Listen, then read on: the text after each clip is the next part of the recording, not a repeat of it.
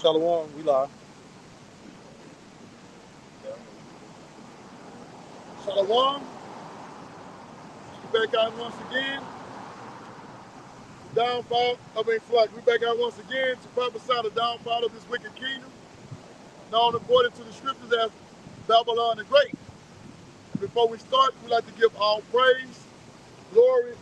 We like to give all honor, all praise, glory, and honor to Yahweh, Ba'ashem, Yahweh Shai, Ba'ashem, Rakadash. We like to give double honors and to the apostles, elders, and bishops, and all the sincere prophets who pushing this truth throughout the four corners of the earth. So we're going to start in the book of Jeremiah, chapter 28, and verse 15.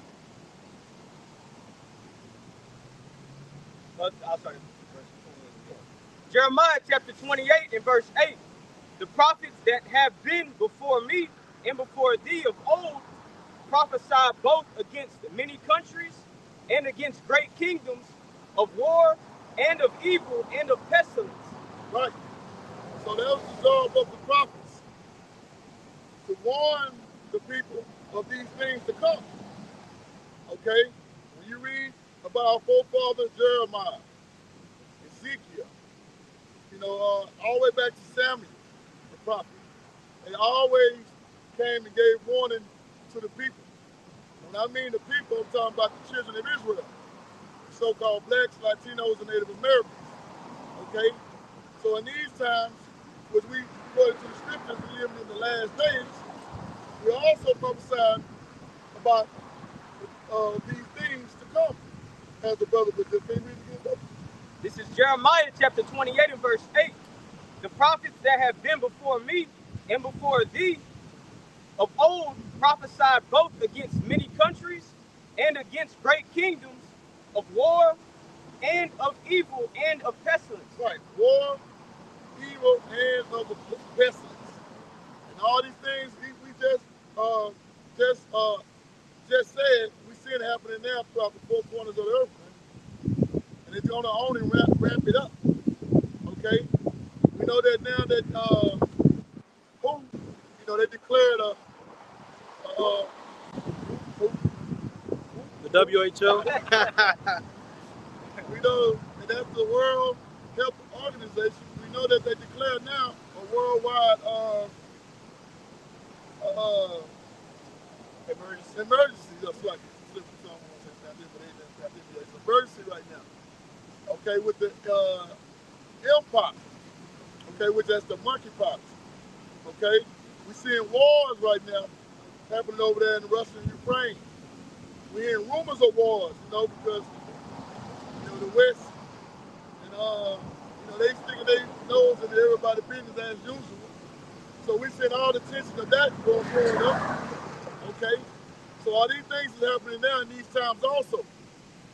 I was about to add, we wanted to touch on it on Thursday Live last night, but we didn't get to this one. Not just the mpox, but this was put on August 13th. It says the WHO adds the Black Death Plague, the bird FLU, and mpox to the new pandemic watch list. Woo. So you got more than just the mpox. Man. Now, mind you, this at a time when you already been having a lot of cattle been put to death, sick, disease, birds, sick disease. They've been saying the meat contaminated. Remember a year ago, 2 years ago, they said they put the mRNA juice in the meat, and also it was said that they put it even on the fruit and stuff, the fruit, the produce, and all that, man. Shit, it was said they put it in the air. But the point is, we're in the time to everything about to get strange on all levels for everybody. Everything about to go to the next level. More about to start happening. It's about to be blatant in everybody's face. And we're in that time to it's like the calm before the storm. Like in between the contraction. Like we had one like 4 years ago, like 4 minutes ago. But a contraction, something else about to happen. It gotta happen. The election in November? So that's September, October, November. That's 3 months. And they said a lot's supposed to happen in September. A lot of people supposed to die. Stuff's supposed to happen. So things about to get exciting. You gotta go out. And like the brother say, man, hey, and that's beautiful because Elder Apostle Football like to say that, man. We're living in some very exciting times, man. All right? It's exciting to us because we seeing the words, these prophecies come to pass. For those who don't have the covering of Yahweh by Hashem Shah, man, hey, it's not going to be too much excitement for them,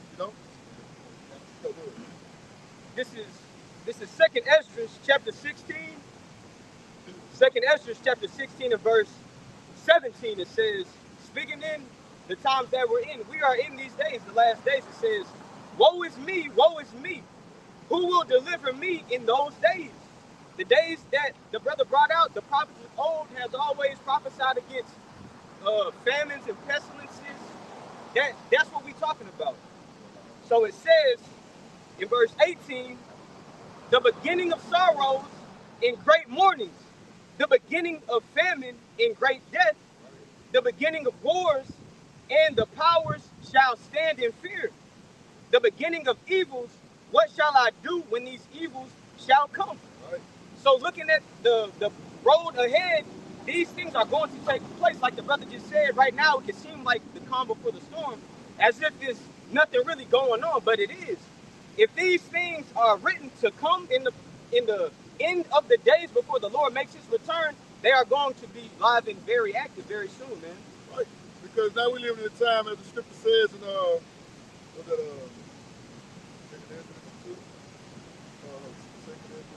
Time like never before.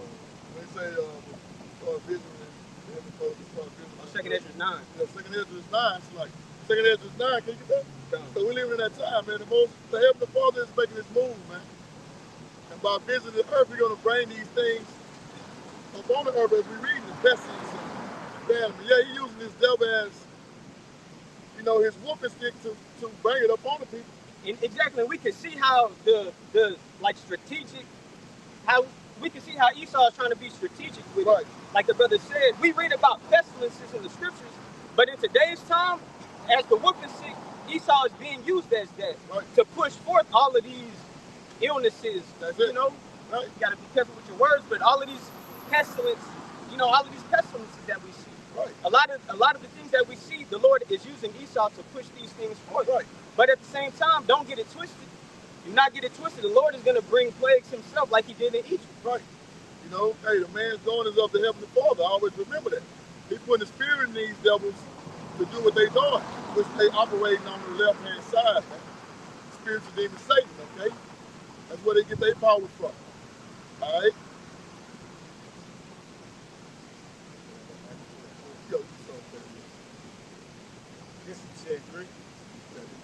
It's Matthew chapter 24 and verse 3.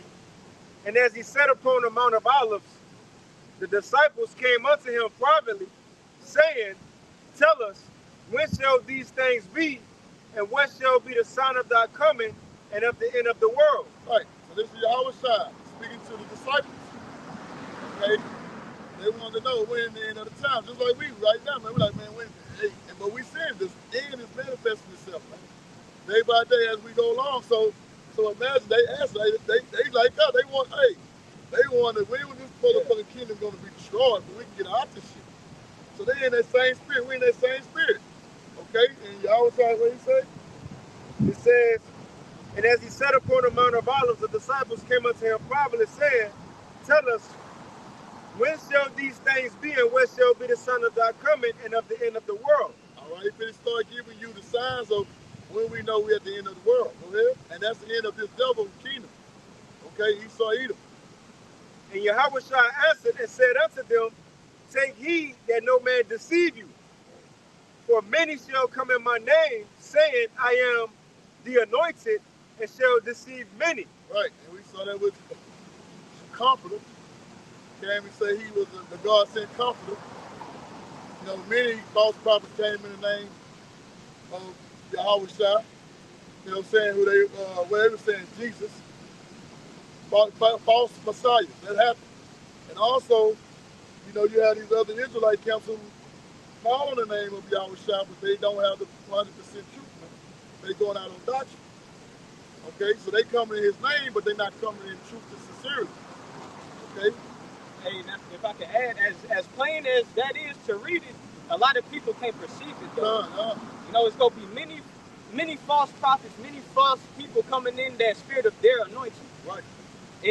But that's why the importance is precept among precept, because the scriptures tell us the ones that are going to make it are going to go down the straight way. Right. You know, a straight and narrow position that's different from the wide, from the wide way, Right. where most people on that wide, they can't understand the concept that Yahweh said there's going to be many false prophets or false anointed ones that's going to come before I come back. Right. You know, that's why you got a lot of people into Christianity. Even in the household of the Israelites, so many different camps with false doctrines, false teachings, man. That's it. And that's coming in my name. All right, but he haven't sent them, man. Okay, good. And ye shall hear of wars and rumors of wars, and see that you be not troubled, for all these things must come to pass, but the end is not yet. Right. So we hearing these things, man. These things have been reported on different news outlets, different news apps. All these things, man, is happening. All right? You have to have the spiritual eyes to see, man, and spiritual ears to hear it. And that's only for the elect. Okay, that's why we are here. We are here for the elect, man. You know, so when you sit there and Jake always asking, well, why don't they go? Now, we ain't worried about you niggas who's going to be left here to bathe in that nuclear fire, man, that lake of fire. We only here for the elect, man. And we giving a warning to the 2/3 just before they won't have no excuse to say they didn't hear this word. That's how the Heavenly Father sets it up. Okay? Got a quick precept just to back up what you said. 2nd Ezra chapter 8 and verse 55. And this is the Archangel Uriel telling us to Ezra. It says, therefore ask thou no more questions concerning the multitude of them that perish. That's why it's only about the elect and not the multitude that's going to perish. Right. That's it. So when it comes down to 2/3, man, we don't have no feelings for them. None don't come across our mind, man. All right? Because first of all, we working on our own salvation. It's not even about us. You know, this word comes first, man. We put ourselves, we come last. And to understand that, because we working on our salvation, we know that we ain't trying to be a part of what these things that we bringing out, the pestilence, the things like that. Yeah. And if I could add, in that Matthew 24, Yahweh said, be ye not troubled when these things come. Right. So whenever these things do pop up, we're not supposed to be in the spirit of fear, like the brother mentioned earlier. We're supposed to have the spirit of, like, the Lord is about to make his return. Right. Because he said this shit was going to happen. Right, that's it. You know, and contrary to those that aren't in that type of spirit, those are the ones that's going to be troubled.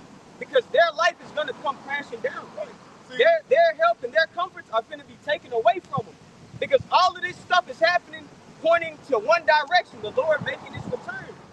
But there's a lot, not to, just to rant, but it's important to know before the Lord returns, all of these things taking place, something is going to happen along that where you're going to be caused to take something, man. Right. All of this shit taking place right now is being prepared for that final testing, man. Right.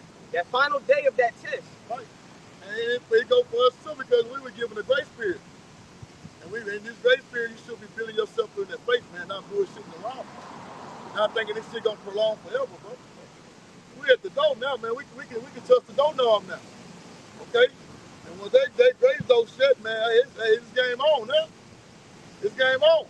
And the only way you're gonna survive through all that is with your faith, man. Not your survival kit, or I know how to do your fishing, your fishing skills, or but you ain't gonna have no ride. You ain't gonna have the proper things you need when you out and about. Right. A number six hook, that's the Aberdeen hook. Hey, so like that's the thing. The wisdom of this world don't give you what you really need to be sustained. Right. You can have all the wisdom to know how to nigga rig shit. Right. To get shit to work out for your sake. Say all of that strip. But if you have Yahweh Ba'ashim Yahweh Shah, right, bro, you got everything that you need, man. Right. And I made that point because I was talking to a Jake at work, and like everything going crazy. That's what he was saying. Oh, I know how to do this. I know how to somebody. I know how to do that. I know how to do this. I know how to do that. And that's carnal thinking. Because we know through the spirit, Lord, spirit, and mental Lord, we know, hey, bro, that ain't gonna help you if you ain't got Yahweh Ba'ashim Yahweh Shah behind you. I got one. It's Isaiah 33:6. And wisdom and knowledge shall be the stability of thy times and strength of salvation. The fear of the Lord, Yahweh Bashim Yahushai, is his treasure. And just like brothers going into it, it's the wisdom and knowledge of these scriptures of Yahweh Bashim Yahushai that's going to keep us sane and keep us stable in those days, you know, when all hell is breaking loose. What's that word again? You go into that word stability, and interlinear in the Hebrew is amawan, which means go back to faith. You know, this the wisdom and knowledge of these scriptures is what's going to keep our faith strong. You know, confidence. Yeah, that's the color. Our faith gonna be spiritual. The scripture say we in a spiritual warfare. This devil gonna be on it. He gonna come at us corner, and that's how he gonna get the people, because the people gonna be cornered. You know, that's how he use a corner against corner, but he can't do nothing against a spiritual man. You know, and that devil, and that devil, he gonna come. You know, it's written. We read about it, as the brother say. Yeah, that devil he gonna come look for the man of the Lord. We understand that. Okay, but we the true man of the Lord, man. We ain't gonna fall for that devil, man. You know? I'm gonna bring this up real quick, because again, if you ain't got the Lord, then it's again, no matter what you may have, a generator at that time, food stored up. You know, it's already prophesied that people will have stuff stored up. The Lord said that's going to be given to other people, given to the righteous. You know, like we were saying, even if you do happen to get a stick and throw something out there with a bait, it's still up to the Lord if you let the fish bite the fucking hook or not. Right. Anyway, you know? But I'm going to get this real quick, because there was a famine in Samaria, and I just want to get real quick what the king said. I'm going to get straight to the point. In 2 Kings 6:25. And there was a great famine in Samaria, and behold, they besieged it, until an ass's head was sold for 80 pieces of silver, which is 80 pieces of silver, and a 4th part of a calf of dove's dung for 5 pieces of silver. So bird shit. So 2 unclean animals to tell you how desperate people was. It says, and as the king of Israel was passing by upon the wall, there cried a woman unto him, saying, help my lord, O king. Now, this the right person to ask. It would seem in that situation, the king. Right. If anybody can help, you would think the king would be able to. That's like the president. Right. It says, and as the king of Israel was passing by upon a wall, there cried a woman unto him, saying, help my lord, O king. And he said, if the Lord do not help thee, then whence shall I help thee? Out of the bar floor, out of the wine press. So he said, woman, if the Lord ain't helping you, how do you expect me to help you? What you think I got some stored up in a wine press, in a cellar, in a dungeon? No, I ain't got shit for you. If the Lord ain't got shit for you, I ain't got shit for you. It says, matter of fact, I'm going to get that in the NLT. Let's see what it says. 2 Kings 6:27 in the NLT. He answered, if the Lord doesn't help you, then what can I do? Woo. If the Lord don't help these people, then how they going to get help? And that's the 2nd Ezra, the 5th chapter. If I can get that real quick. Real quick.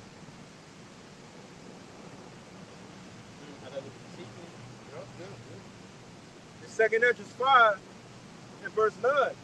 It says, the salt water shall be found in the sweet, and all friends shall destroy one another. And then shall wit hide itself, which is your focus. And understanding withdraw itself into a secret chamber. The Lord will take the prophets off the street, take the truth away, the famine of the word. It says it shall be sought of many, and yet not be found. So people will be looking for answers in that day. Just like the woman, she needed help, because when you read that story, her and another person she didn't even know ate her child. They actually committed cannibalism on their own flesh and blood, boiled the child, man. Right? So the point is, it says, a lot of people gonna be looking for the answers. It says, it shall be sought of many, and yet shall not be found, and then shall unrighteousness and incontinency be multiplied upon the earth. Lawlessness and a lack of self-control. It says, and one land shall ask another and say, it's righteousness that make a man righteous going through thee. And it shall say, no, that's not an actual land speaking. That's, parabolically speaking, figuratively speaking. In other words, as if a land over here, Colorado, asked Idaho or Georgia asks Florida, you see somebody righteous or somebody help somebody, they be like, no, I ain't see shit. They ain't ask the person, they ask the land. You say you ask one person, you got 100 more people over there. Yeah, right. He asked the whole line, say ain't nobody, I ain't see no righteousness going through it. But this the point. And at the same time, shall men hope, but nothing obtain. People gonna be hoping days gonna get better, but in reality, according to prophecy, days gonna get worse. It says like a woman in travail is gonna get worse. It says, and at the same time shall men hope, but nothing obtain. They shall labor. See, they might find a rod or a stick, try to build the house, try to go find food. They think they got a car, try to siphon some gas out. Right. It says they shall labor, but their ways shall not prosper. Going back to the point, when the time to where nobody can run from the judgment of the Lord. Right. Everybody gonna have to meet their judgment, man. That's it. You know, no more running. You got it, right? Yeah, that's beautiful. And that's the time that we're in. Hey, and that's what if we pray and we give them our diligence in this truth, man, so we can be protected in that day, man. You know, because, Jake got to see shit to believe it. And that's how Jake operates. You know, that's Jake, man. All right? So we can, the one of y'all about Shimon Shah for giving us the spirit to see it through the spirit, man. Like, man, they're going to be fucked up out here. I don't want to be part of none of that. You know? Shit, that's why Ezra, he is like, woe is me. Yeah. You know, he saw how bad it was in them times, like the brother reading about the famine in the book of Kings. Yeah, we read about that account, but imagine how it was during the day for these people that we read about. You got people actually having a council on who the fuck they go eat who child first. Even before that, people was betting. I got five on bird shit. Hey, I got five. Bird shit. Bird shit. And that's to tell you, you should find bird shit anywhere. Birds wouldn't even eat like that. They wouldn't even shit. But granted, the Lord fed them, you know. They endured. The Lord fed them. But the Lord ain't feed niggas, you see? The Lord fed animals and ain't feed niggas, man. And when the time, so what the Lord gonna feed animals, you niggas. Yeah. It say that. New created creatures, it say it had to be prophesied that the beasts of the field will be in league with us. Right. So if that wasn't told, Lord willing with a number, if that wasn't told to the elect, then what that mean if somebody not in the elect? The beasts of the field ain't gonna be in league with you. They ain't gonna be on your side, man. When Leviathan come, when the zoo open up, because the zoo gonna open up, you think you're gonna need a security guard with a key to open up all these jail cells? No, man, the Lord will open that up, just like he did in the scriptures. He opened up the jail cell with Paul, all of them, when Paul was in jail. He can do that. So how much more of these animals? It was in, what's the movie with Will Smith when he had the lions? I Am Legend. And it's the thing, even if those wild animals don't be let out, it's also prophesied that wild animals in the wild go come to the city. Right. Go come to the city. Because you're going to have a lot of people trying to go out there, but also you're going to have animals coming out here because, you know what? The everyday commute going to stop. Right. Just like during lockdown, the everyday commute stopped. So you had deer, all kind of shit coming into neighborhoods, all kind of wild animals. The everyday commute stopped. Look, it's also, it's lucky, I got, but it's also in 2nd Ezra 16 that you ain't going to have the Issachar out here weed eating the grass. Right. Now, it ain't say Issachar, but you ain't going to have no workers weed eating the grass and cutting it. It says the thorns going to grow over. So the downtown's going to start to look like wilderness. You already got grass and shit going through the concrete. But the point is, it's literally going to be everywhere somebody go, it's going to be a judgment up. That's why it's prophesied in Amos, you got it, right? What movie that was when it was like that, like the Apocalypse Academy that had the lions walking in the city? That was the same one he was talking about. I Am Legend. I Am Legend, yeah, okay, yeah. I remember that, man. That's how it's going to be, man. And he's going to give you a little idea of that. You know, why? Because most, Heavenly Father put the spirit in that devil. But that was that devil going to, he know, man. Okay, when we say Esau, we have to understand, not these, the everyday Edomites we see around here. I'm talking about the elites, man. They know, man. It's a build up to this, but I'm going to get this for the brother. Jeremiah chapter 15, and the subtitle say, judgment must come. All right, and what we're speaking on is really Jeremiah 30 and 7, man, the time of Jacob's trouble, man. But all these things are going to take place through all these takes, man. The Most High is going to judge these takes, man. So like I say, judgment must come. Jeremiah 15:1. Then said the Lord, Yahweh Ba'ashem Yahushua, said unto me, though Moses and Samuel stood before me, yet my mind could not be toward this people. Right. Hey, so just put it in like in the days that we're in, like right now. There's gonna be need for even, a time is gonna come where even the Lord's men that he had favor on won't be able to do anything because it's a time for judgment on these certain people. That's how important it is. When that day comes, it ain't gonna be no more fun and games. It ain't gonna be no more playing around. You're gonna need the Lord to intervene for you. Right, because we also that I quoted Jeremiah 37 say, none like it. So we coming to some time that we can't even imagine how it's gonna be. So just imagine that. It say come in none like it. Jacob's trouble. So as the brother say, it's gonna be harsh judgment going throughout Babylon, throughout the world on Jacob, man. It's gonna be so bad the Lord is gonna have to come back and save his elect, and that's the only ones he's coming to get. That's it. Only one he wants. And it reads. Stop that. Sometimes.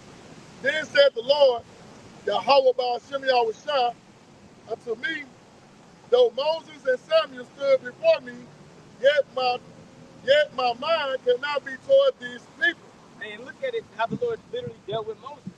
That was the man that he used to deliver the nation of Israel out of the captivity of the Egyptians. Right. So guess what? Y'all don't have Moses for a deliverer no more. If that time comes, that's not an option. Now going to Samuel, before Israel had a king appointed, the Lord gave Israel a prophet. The Lord gave Israel a prophet instead of a king. So now it ain't no going back. It's over with. The Lord is not fucking around or playing. You got it out. And it reads, cast them out of my sight and let them go forward. Right. So what's your destiny? What's the destination looking like? You got it? Verse 2, and it shall come to pass. Come to pass. Okay, this is a future prophecy. It's on its way. It's right. coming. If they say unto thee, whether shall we go forth? Then thou shalt tell them, thus said the Lord Yahweh Ba'ashem Yahushua. So this is how it's going to be. This is your destination. This is your destiny. Such as are for death to death, and such as are for the sword to the sword, and such as are for the famine is the famine. Such as are for the captivity to the captivity. So the Lord mentioned death, the Lord mentioned the sword, the Lord mentioned famine and captivity. So you ain't getting no more prophets, you ain't getting no more mercy.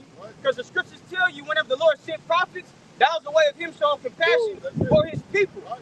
But you rejected it, now the Lord is going to reject you and you have no remedy for your healing. Right. So that's the options that you have to choose from. If you are not one of those people that have faith in the Lord nor a healthy fear towards him. Right. You got it.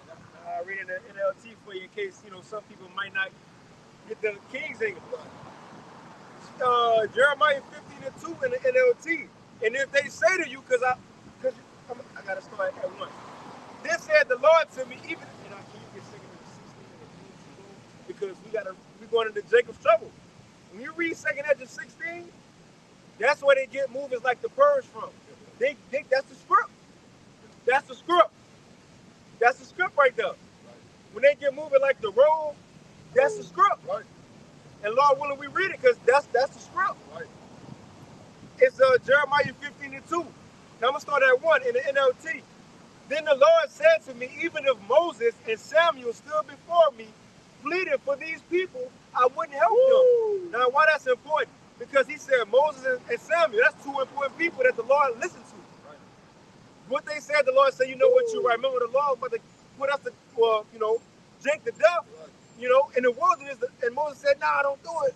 He walked, don't do it. He ripped this, But the Lord said, you know what, you're right. Although he knew he wasn't going to do it anyway. It's just for the story's sake. That's why we can bring the scripture out. Yeah, you feel me? I think that the Most High gave stuff like that to sow seed. That's how much he loved Moses. You listen to him. But and Samuel, that's another man. It said everything Samuel said, his words ain't fall to the ground, which means everything he said was true. It came to pass. It said people knew the Lord dealing with him since he was young. Since he was what? Teenager, little boy, he was in the temple. He grew up in the temple. He slept in the temple, man. Hey, and that man's still important. Really, he the reason, although Yahweh Shai and the Hagodash, but Samuel, the reason why we here. It started with him in America, man. If you know, you know. It started with him in America, you know. But it says, even if Moses and Samuel stood before me pleading for these people, I wouldn't help them, away with them, get them out of my sight. And you know what's crazy? When the Lord said, get out of my sight, that's not something you want to hear. Because now you're liking unto Cain. Now you're liking unto Esau. He ain't got nothing to do with you. He cut you off. No protection, no mercy, no nothing. You out of there. Remember he told Cain, get out of my sight, get out of my face. That means no truth. It says, and if they say to you, but where can we go? Well, you know they gonna come to brothers and Jacob's trouble.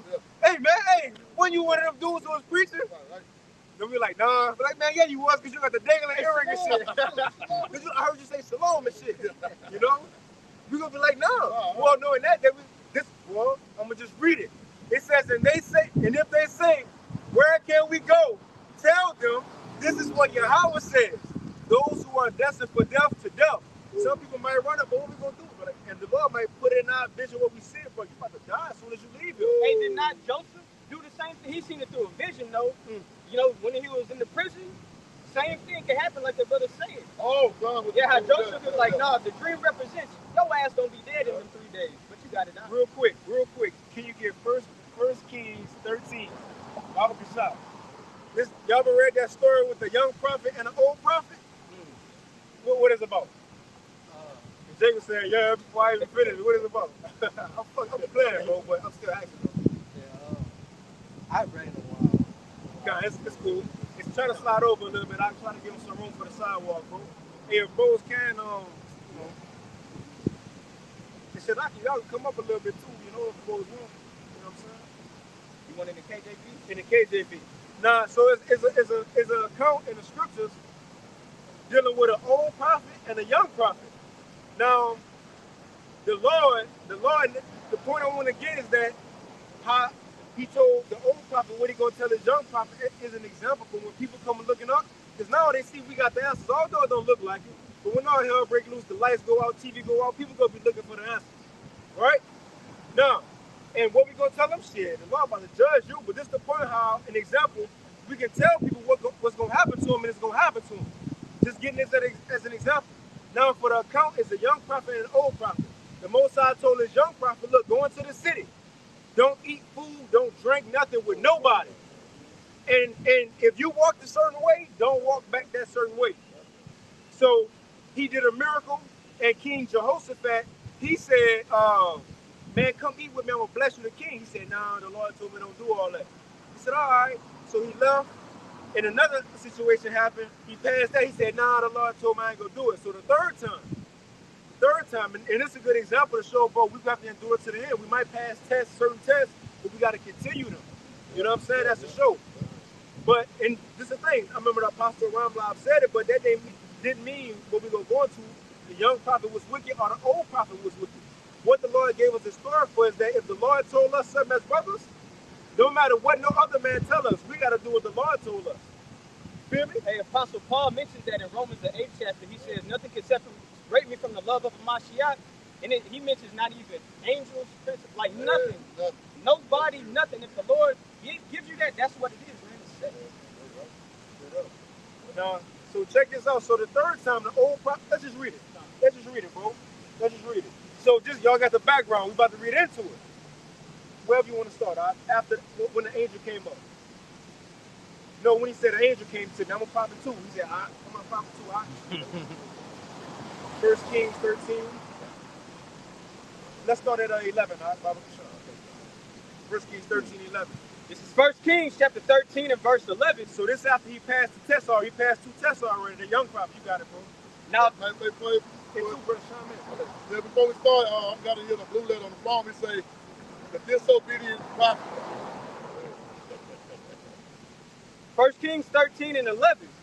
Now there dwelt an old prophet in Bethel, and his sons came and told him all the works that the man of God had done that day in Bethel. So that's a young prophet, because remember, the king hand earlier on in the chapter is shriveled up. The king hand shriveled up. And then the young prophet, he made it back home. So they run to their father like, man, we seen this prophet in Bethel. He did a miracle. So you got it. It says, the works which he had spoken unto the king, them they told also to their father. And their father said unto them, what way went he? Where he at? For his sons had seen what way the man of God went, which came from Judah. And he said unto his sons, saddle me the ass. So they saddled him the ass, and he rode thereon. And went after the man of God, and found him sitting under an oak. And he said unto him, art thou the man of God that camest from Judah? And he said, I am. Verse 15. Then he said unto him, come home with me and eat bread. And he said, I may not return with thee, nor go in with thee. Neither will I eat bread, nor drink water with thee in this place. Verse 17, for it was said to me by the word of the Lord, thou shalt not. It's capital L-O-R-D. L-O-R-D. Yahweh. So he used the Most High name. So he said, the Heavenly Father, the Lord, Yahweh told me. Thou shalt eat no bread, nor drink water there, nor turn again to go by the way that thou comest. So he passed it. He said, nah, I can't. You got it? He said unto me, I am a prophet also as thou art. And an angel spake unto me by the word of the Lord. It's capital L-O-R-D. Yahweh. So the old prophets used the name Yahweh too. He said, He said, I'm a prophet too. An angel came to me, and Yahweh had spoke to me too. And what he said that the Lord and the angel told him. It says, verse 18, he said unto him, I am a prophet also as thou art. An angel spake unto me by the word of the Lord Yahweh by Hashem Yahweh Shah, saying, bring him back with thee into thine house, that he may eat bread and drink water. But he lied unto him. But he lied. So he said, brother, I'm a prophet too. Yahweh sent me, an angel told me to tell you, right? Told me to tell you, Jake, told me to tell you to come back, eat and drink. He said, come sit at the grill. He said, but he lied. Watch this, you got it, Verse 19. Now, this is why the brother brought it up, what Apostle Paul said, even if angels or anybody, but the Lord said this. If, for example, if we in Jacob's trouble, a brother you seen, he walking out the sea-up station, and said, the Lord had, I seen an angel in a dream. Angel in a dream, He said it's good. The Lord came to me. The Lord came to me, he said it's good. So, bro, you're like, nah, bro, fuck all that. Hey, it could be Jews, you could be hungry. Yeah. He said, go ahead, you can eat and feed the family. Your family probably be sad when you trying to look for food. You be like, oh, shit. Hey, yeah, the right brother, right. It can come next to like that, bro. Hey, that's, man. Scripture say, I'm going to let the brother take back, through much tribulation, we're going to have to enter to the kingdom. And I'm saying that because we're going to be in tribulation. We don't know what type of position we're going to be in to the point that, hey, we know that he say he won't put too much on that you won't bear, but you might be at that point, though. And as the brother going into this account, just think about it. Go ahead. Now, and thinking about it, too, just to add on what you're saying, because the scriptures talk about how if anybody could deceive, but the elect can't. Right. Because in this context, this prophet of the Lord, he was deceived by another so-called prophet. Right. Just to back up what the brother was saying. So it has to be where you are absolutely, chosen to be one of these men that won't be deceived, because it's about to be some freaky shit taking place. Like you mentioned, not to get off topic, but just like shit happening on in the book of Acts, bro. Peter making people drop dead because that's how the Spirit was dealing. Bro, it's gonna be some freaky shit happening among the body, not just niggas in the world, but among the body. Why you got to listen if the Lord say that that's in your spirit, don't change from it, man. Yes. But that's why we say it's important to have the correct doctrine, man. Having the 1% true doctrine to get that understanding in that time. Because you ain't going to make it if you got 98%, if you got 95%, 90%. You have to have that 100% true doctrine, the understanding, which is going to, the Holy Spirit going to guide us through that day how to move, man. But you have to have that correct doctrine and teaching of Yahweh by Shema Shah. Okay? So that's going to be important in these days, like the brothers that brought out Isaiah 33, you know, which pertains to faith, but also knowledge and wisdom. If you ain't got the 100% true knowledge and wisdom understanding of these scriptures in that time when all hell break loose, hey man, you're going to fall short somewhere, man. So, like, if I can add, you know, and it begins with the names of Yahweh and Yahweh Shai, man. If you don't have those names, man, that's the stronghold. What are you going to depend on today? Who are you going to call on in Jacob's trouble, man? Right. Hey, calling on the name is going back to the context of what we're reading. Obedience in the name. Yeah, obedience. You know, don't change from it. Yeah. But this is back in 1 Kings chapter 13 and 19. I'll read 18 again. It says, he said unto him, I am a prophet also as thou art, and an angel spake unto me by the word of the Lord Yahweh, by Shem Yahweh Shai. He said an angel spoke to him. You got it, right? Saying, bring him back with thee into thine house, that he may eat bread and drink water, but he lied unto him. Right. So literally what the Lord said, don't do, he said, so literally what the Lord said, don't do, he told him do everything just that. You got it, bro. You got it, right? This is 1 Kings chapter 13 and verse 19. So he went back with him. So he, boom, boom. Bro, that's another account, like, it's like, fuck, soon as it's done, you know it's done. It's fucking done. King Saul. With King Saul, remember Samuel told him, wait 7 days, I'm going to offer the sacrifice before we go to war. Saul, he doing this shit, and the Philistines started coming. He got scared, ain't trust, and that's what I mean, bro. This brother just said, faith to the last minute, bro. That page just wait. But he ain't trust. He heard but did the sacrifice. He said, because Samuel ain't take long. As soon as he did the sacrifice, slit the neck, he turned around and Samuel was walking up. And Samuel said, what you doing? He said, what you doing? He said, man, you was taking too long. He said, man, tripping. Then at the end of that, Samuel's walking away, and Saul pulled his garment, and it ripped. See, even small stuff that happened in the world, boy, it got a meaning behind it. But it ripped. It ripped, and Saul told him, just as you ripped my garment, the Lord ripped the kingdom from you, and gave it to a man better than you. But see, bro, that's the thin line between doing what the Lord say. Bro, Isaiah 33 and 6, can you bring it out one more time, Mark? Basically, what I'm saying, Proverbs 3 and verse 5. Trust in the Lord, Yahweh by Shema Shah, with all thy heart. And that prophet didn't do that. He said, and lean not unto thy own understanding. And that's basically what he did. Because the Heavenly Father gave him specific commandments to do something. But he was like, he leaned on his own understanding. He told him, hey, go, do that, and come back, don't eat, go back to the roof. But he got sidetracked. And that's what how Satan do it, man. He had another man take his crown. Yeah, that's what he does. Really. Yeah. He didn't trust his Lord. If I may add too, that makes me think about the account of Maccabees when I got it right here, matter of fact. This first Maccabees 5, and I'll start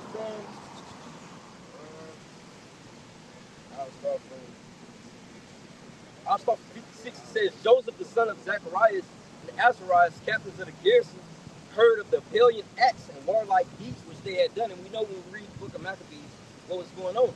All right, the Maccabean revolt, they were winning all these type of wars through what? Trusting in Yahweh Shem Shah. Okay? So it says, it's like 57, it says, wherefore they said, let us also get a name and go fight against the heathen that are round about us. So they were provoked. Okay, through what? And that led to them leaning upon their own understanding. Because you got to think about it, bro, just to give a worldly aspect. Let's say Jake has, a partner, y'all go to a party, and your partner, he start knocking like 3 people back to back. You going to visit. I'm turned up too. So that was the same way that they was looking at, them winning all those wars, which led to what? Them not listening to the Spirit and them leaning upon their own understanding. Okay, so we're going to see the reward of what that got them. So it says, verse 58, Yeah, I'm almost done. It says 58. It says, so when they had given charge unto the garrison that was with them, they went toward Jamnia. Then came Georgius and his men out of the city to fight against them. And so it was that Joseph and Azarus were put to flight. You know, anytime we see when someone is put to flight, they basically took the L, man. Right. You know? So it says, because when you read up above, they were told to stay back. Okay, and not go pursue their war. It says, pursuing the borders of Judea, and there were slain that day of the people of Israel about 2,000 men. Thus was there a great overthrow among the children of Israel, because they were not obedient unto Judas and his brethren, but thought to do some valiant act, man. So just because they wanted to do some valiant act and get a name upon themselves, you know, look what it cost. It cost a lot of men their lives. So we have to constantly walk in the spirit so we won't fulfill the lust of the flesh. That's that. You had in the book of Acts, the 5th chapter. Other examples, Judas, that Paul gave Judas was another one. I think that probably was the Judas in that time. But you had people rise up. Sakari even was one of them. And you know what's spiritual? Back then, the Sakari back then, the leader name was Alazar Bun Yair. Today his name Alazar Bun Lawyer. And you know what else spiritual? He didn't, because he was in Great Millstone. He didn't have a name like Tazamah and then separate, create Sakari and say, oh, I'm going to give my name the same name as the leader. No, he had that name in Great Millstone. So, you feel me? But what he did, he separated, went to Masada, and tried to fight against the Romans. They seen they was outmanned, they couldn't do shit, they all committed suicide. Weak. It was hard, though. It was hard. But when it came down to it, you folded. You folded, man. And they split up. We seen it today, you know. But anyway, let's go back to this, though. Because while we even got this account, people go come up to the prophets, and the days the truth will be taken away. Man, what we do? Where we go? Man, the law about to kill you. Oh, I remember you. You passed by, kept talking that shit that time. Oh, you was on the comment board that day. Right, the law gonna have men giving out certain justice in that time, because we're gonna read it in Jeremiah 15. It said it. But you got it. Let's get back to this, and we going back to this because the old prophet who told the young prophet come to his crib, he was lying, but as they was eating, we gonna see. He gonna tell him a judgment like, boy, you about to die. But I'm just getting this as an example of how we gonna be telling people it's gonna happen, bro. It's gonna happen. Like, bro, we coming into the time when brothers say stuff is gonna happen on spot. When Peter told Ananias and Sapphira, you lied, man, you died. And then he told the wife the same. Oh, he told. Hey, he said the same people who carried your husband out and buried him by to carry you out. She just dropped. She just dropped. But just the thing, who told Peter they was lying? How he knew? The spirit. The spirit, man. That's why it's best to go, man. But let's read that. Let's see what happened with this young prophet for listening and doing what the Lord told him don't do, you know? This is 1 Kings chapter 13 and verse 19. But again, to make that point, the old prophet said, look, man, Yahweh, I'm a prophet too. He said, and an angel had told me to tell you. Going back to that point, bro, we know the truth. Our apostles, elders, and great millstone taught us the truth. Nobody, from the basics to the breakdown, nobody should be able to come and tell us nothing different. Even when the times, that's why Yahweh said in Matthew 24, many go come and say, look, I'm here. If they say, look, oh, he in the dungeon, don't follow him. People going to be losing faith in that day and looking for answers because they really ain't rooted in the truth like that. So, no, if somebody come up, a brother say, man, the angel came to me and said it's cool to take them OTB. You want your family to eat like General Yohana. Don't listen to that shit, man. But you got it. Like, let's see what happened to him. 1 Kings chapter 13 and verse 19. So he went back with him and did eat bread in his house and drank water. So look here, they're probably laughing and smiling, having a good old time. You got it. And it came to pass, as they sat at the table, that the word of the Lord Yahweh by Shem Yahushua came unto the prophet that brought him back. To the old prophet. So see, the Lord was dealing with him. So look, they sitting there eating, and look, they probably was laughing, going back and forth. But then the spirit hopped on the old prophet. You got to think they laughing, going back and forth. The spirit hopped on. He got serious, huh? Remember, they don't got to say it, but let's extrapolate. Because what he gonna say, tell you he was serious. You got it, huh? Verse 21. And he cried unto the man of God that came from Judah, saying, he cried, which means he got on him. Thus saith the Lord Yahweh by Shem Yahushua, For as much as thou hast disobeyed the mouth of the Lord, and hast not kept the commandment which the Lord thy God commanded thee, but camest back and hast eaten bread and drunk water in the place of the which the Lord did say to thee, eat no bread and drink no water, thy carcass shall not come unto the sepulchre or the sepulchre of thy fathers. You gonna die. He said, bro, think about that. They eating and drinking, laughing, and the young prophet, he probably was hungry all day, so he happy though. You feel me? Cool, man. Then the dude got up, man. Why you disobeyed the Lord? Right. You tripping the Lord about the man. Your body ain't gonna make it to get buried. Right. Bro, think about how that young prophet, he probably chills and shit. Heart beating fast. Yeah. Come on, let's see what's gonna happen. But going back to Jeremiah 15, people gonna be coming up to us right there. We gonna tell them their judgment is gonna happen. Let's see what happened, huh? 1 Kings 13 and 23. And it came to pass after he okay, verse 23 says, and it came to pass after he had eaten bread and after he had drunk, that he saddled for him the ass to wit for the prophet whom he had brought back. So he saddled up his ass. Verse 24. And when he was gone, a lion met him by the way and slew him.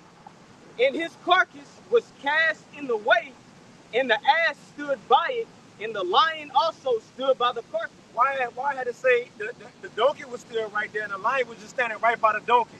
Which say the Lord just specifically sent that lion just to kill him, and that's it. That's it. Then it said everybody was walking just looking. It was just the lion and the donkey was just standing up. Ain't attack nobody else. The Lord specifically sent that for him. But while we got that, the old prophet told him, boy, the Lord about to judge you. You ain't even gonna make it to a sepulcher. And that's what happened. He was ate up. He was ate up. But when you read it in the old prophet, he came to him, he felt bad. He took his body and he buried him for him. You know what I'm saying? He buried him for him. But got that.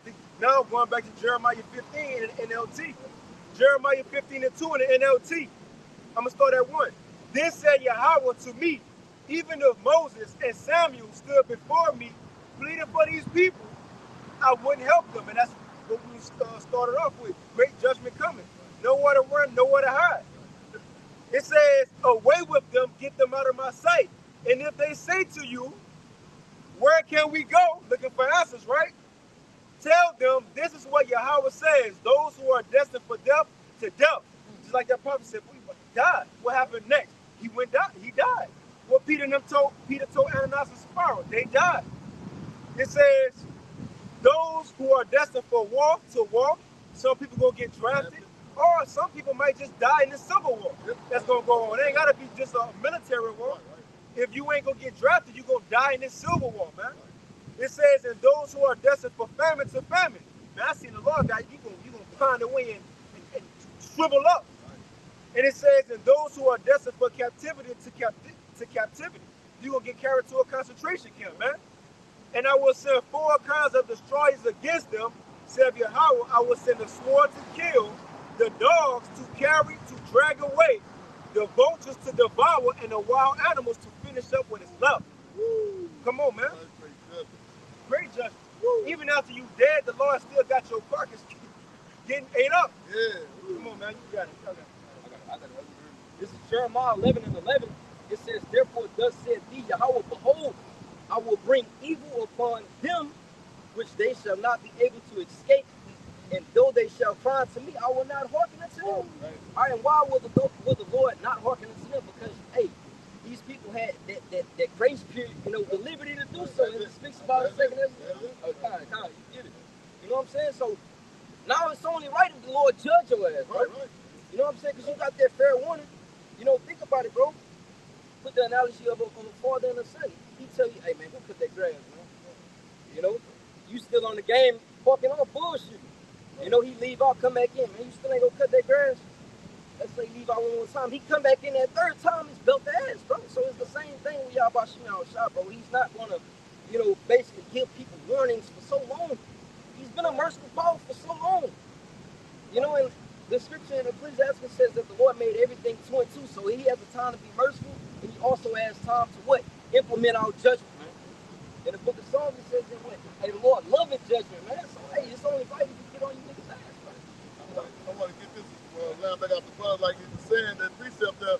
And when you had a chance to get this word through this liberty, this great spirit, you didn't hawk it. So when all that, when we just went open, when all hell break loose, and these judgment come upon you, hey, you brought it to yourself. And it's Proverbs 1 and verse 24, because I have called and you refused. I have stretched out my hand, and how you doing that? By the prophets. We got to come on the highways and byways, countless videos going up daily, man. Okay? So he's stretching out his hand now by telling you, hey, man, turn from your wickedness, repent. Because once the grace dope said, that's it. Game's over for you. If you ain't got this word, man, or that protection, or that edge around you from Yahweh by Shemyaw, man. So he say, I have stretched out my hand, and no man regarded. And that's the 2/3. They not regarding this truth, man. They still walking around here throwing bullshit. And they sometimes still, they see this shit fucked up. They still want to try to make it fight in this fucking place. But ye have said, but ye have said at naught at my counsel, and were none of my reproof. Because they ain't trying to hear it. And here's the point. And I will also laugh at your calamity. I will mock when your fear cometh. Right. You know, and that's what's going to happen, man. And he's going to use his prophets to do that. Right. Like the brother just said, he's going to be giving your judgment, and he's going to die by this. And he's going to goddamn bull going to maul you to death. A lion, you know, that's how he's going to be going that day, man. You know?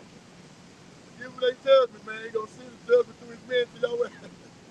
Remember, it was told to Peter what he remit on earth, you know, and you know what I'm saying? Bind it, so on and so forth. Yeah, somebody? Yeah. This is 2nd Esdras chapter 9 and verse 10. For such as in their life have received benefits and have not known me. And that's the majority of these people, especially just starting with the name like you mentioned, Daniela, earlier. The majority of people don't actually believe nor have that spirit in them to call upon the name of Yahweh Bashem Yahweh Shah, first and foremost, nor to start learning his ways. You know, mention how you said to go against the flesh and now to start walking towards the spirit. Not too many people are called into even do that, man. Right, right. So like if I can add, you know, that's why they say, you know, that I'm blessed and highly favored. They got all this carnal gain, Right. but they haven't known Yahweh Bashem Yahweh Shai. Hey, let me read that again. It says, 2nd Esdras chapter 9 and 10, for such as in their life have received benefits and have not known me. And that's the part where you mentioned a lot of their credit really goes to the benefit, not the Most High. That's right. You know, it goes to what they got, you know, a tangible. Exactly. So verse 11, it says, and they that have loathed my law while they had yet liberty. To loathe something is to despise, man. You know, it's just disgusting. You know, because they've been deceived. They thought, oh, the law is done away with. Right. Okay. That's why when you jump up to 9 and say that they have abused my ways, right? That's a lot. You got it. This book that says to feel the test this life or disgust for it, man. And that, man, we all go through that. Whenever somebody find out you actually being disciplined to the flesh and trying to live according to the ways of the Lord, changing your diet, change the way you call upon who you worship, all of these things you get looked at and despised from you doing shit like that, or not shit like that into their eyes. They look at it like that. I forgot you Muslim, you don't eat pork, right? All of that comes from them despising and loathing the law. You had something else? I got one. Yeah, This is this First Peter 4, and I'm gonna start from 4. I'm gonna read the NLT. It says, back up that point, bro. This First Peter 4 and 4 to back up your point. In the NLT, it says, of course, your former friends are surprised when you no longer plunge into the flood of wild and destructive things they do. So they slander you. Okay, so when people think, when they see you, they think that what? The fortune is taken from Israel. You know, our lives become boring. You know, but really, we're the ones that's alive, bro. You know, when you go to like the brother may help me, it say, without this wisdom, they shall be left on board. I think that's wisdom sound like 9 and 6, I believe. It says that without this wisdom, they shall be as nothing regarded, man. So, bro, ultimately, bro, we're the ones who are living. We're the ones who have that substantial value, you know, compared to the rest of the world, man. You know? But it's, you got it. I mean to cut you off. No, no, This is Wisdom of Solomon 9:6. It says, "For though a man be never so perfect among the children of men, yet if thy wisdom be not with him, he shall be nothing regarded." So if the wisdom of Yahweh Shem Shah is not with that man, he shall be as what? Nothing regarded. Counted as spill. Okay? You have no value. You know, so these people looking at us as if, you know, we've taken loss, but hey, we on the right track to receive what? The incorruptible crown. All right? What Ezra seen in second, you know, the second chapter. All right, that crowning. You know, that's what we're striving for. All right? Also, go with that too, Hosea 4:6. My people destroyed for a lack of knowledge. What knowledge? The knowledge of Yahweh by Shem Shah. Where you have this men out here on the highways and byways videos to try to feed you, Jackson. They're rejecting it, man. So like I was gonna add, you know, how the scripture say your father the devil, and Esau cast the word behind him. He despised the birthright. How y'all was going to that precept, man? Jake despised and loading the laws, you know, keeping what's right, not eating, you know, abominations, shellfish and crabs and shit. And that's abomination to them. To not eat that and put it off, man. But hey, You say you are like your father the devil. This is twofold, you know. They do what this devil do. Back up your point, because you say Esau, even with him casting off that birthright, that shows you what? He didn't understand what he had his hand on. Right. So this is Ecclesiastes 21:15. What deal?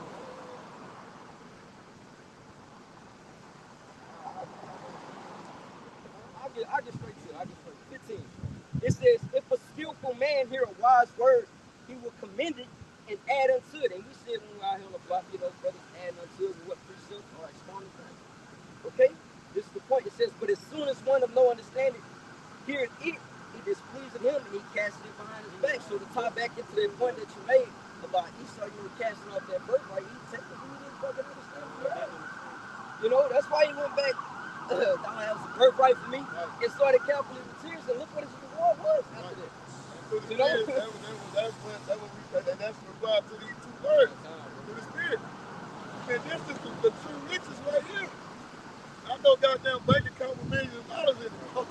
This is true riches. This is gonna save your life, possibly, if you're supposed to be elect. But man, Jake ain't worried about this. Jake look at like, oh, you got me with a plumber. Y'all say, UFO gonna be remote. I'm gone. That was Jake say that. Like, damn, but you don't go watch the movie and be enjoying. Right, yeah. Oh, well, you punk and that. Ooh, but you can't fathom that. Yeah, you gonna catch a flight. The so-called white man got a flying crash in the Lord don't. Yeah. They still believe the goddamn. They were on the moon. They believe that they go to the moon. Hell, they went to the moon. And he can't tell you, but we can't get these up so-called UFOs. Which is the angel of the Lord. Man, these niggas, they full of shit, bro. Pride, it's just pride, really, at the end of the day.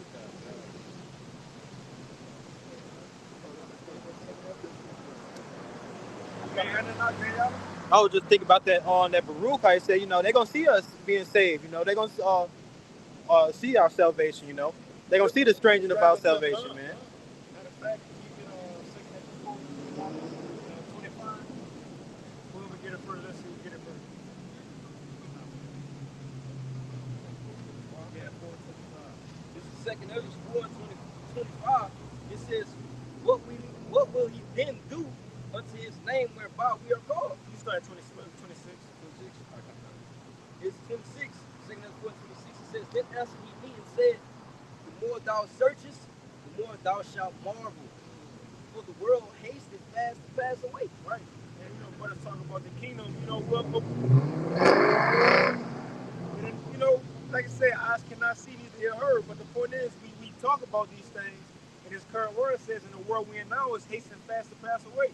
This is the time we're in now. This is Esau world, you got it out. Because the point, brothers talking about all this good, but, and which is, hey, it's good, but what Paul said, Acts 14 and 22.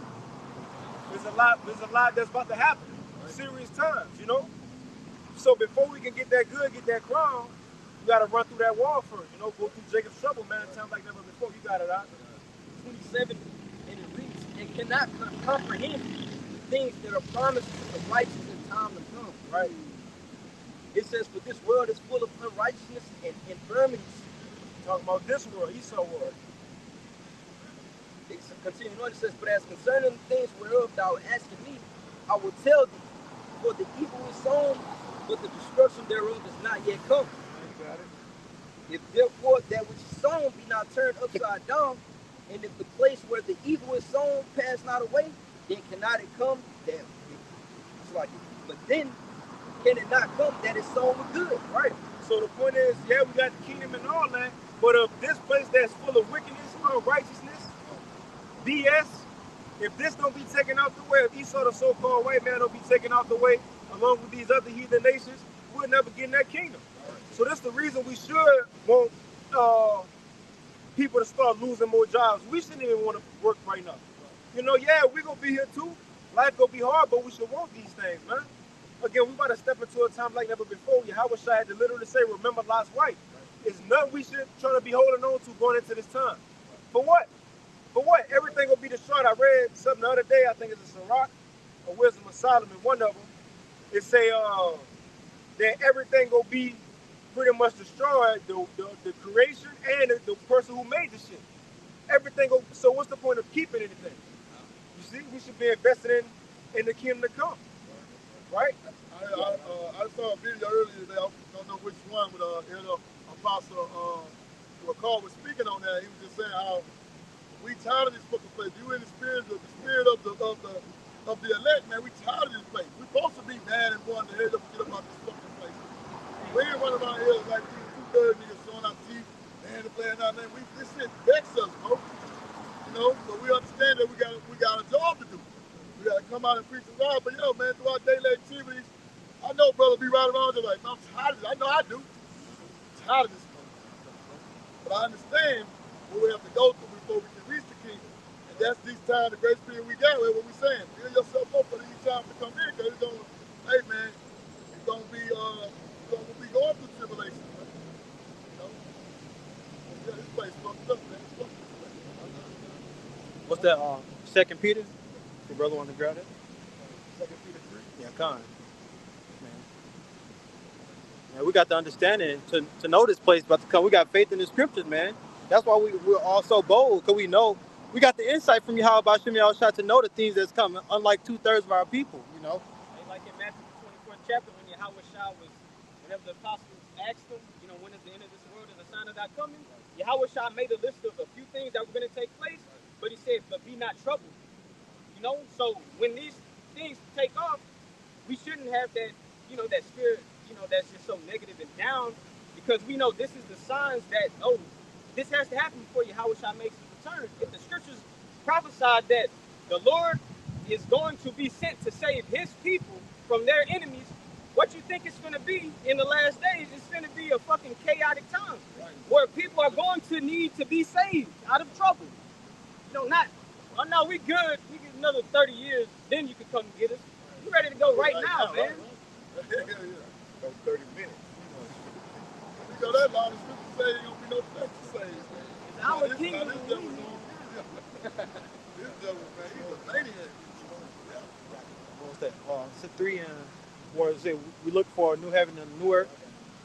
In 2 Peter 3, I'm going to start at 10. Okay. But the day of the Lord will come as a thief in the night, in which the heavens shall pass away with a great noise, and the elements shall melt with fervent heat.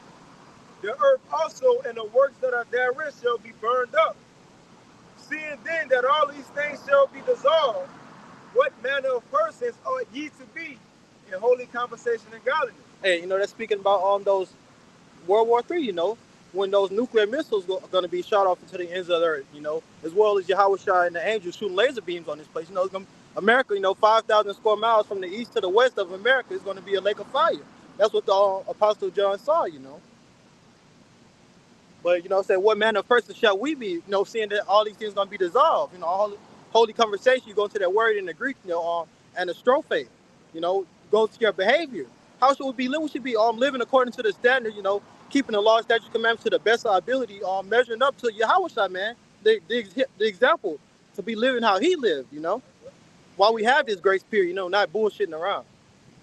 It says, nevertheless, we see, so although fire coming and we know that, it says, nevertheless, so in other words, although that's going to happen, nevertheless, we, according to his promise, look for new heavens and a new earth wherein dwelleth righteousness. So again, we understand a lot of shit got to happen before we can get there.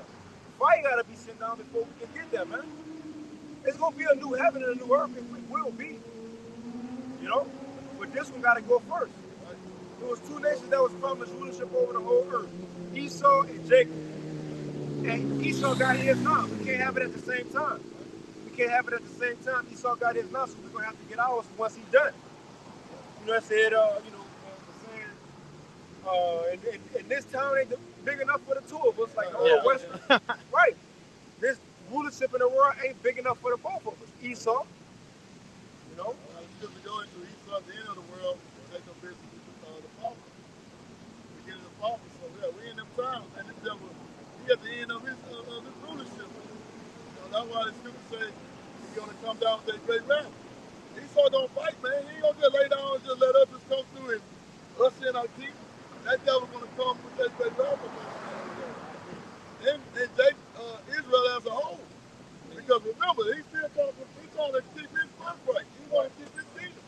And he said, okay, they say if I can destroy all of Israel, every one of them, I'm good. But the Most High gave him a stumbling block because he said he elected men.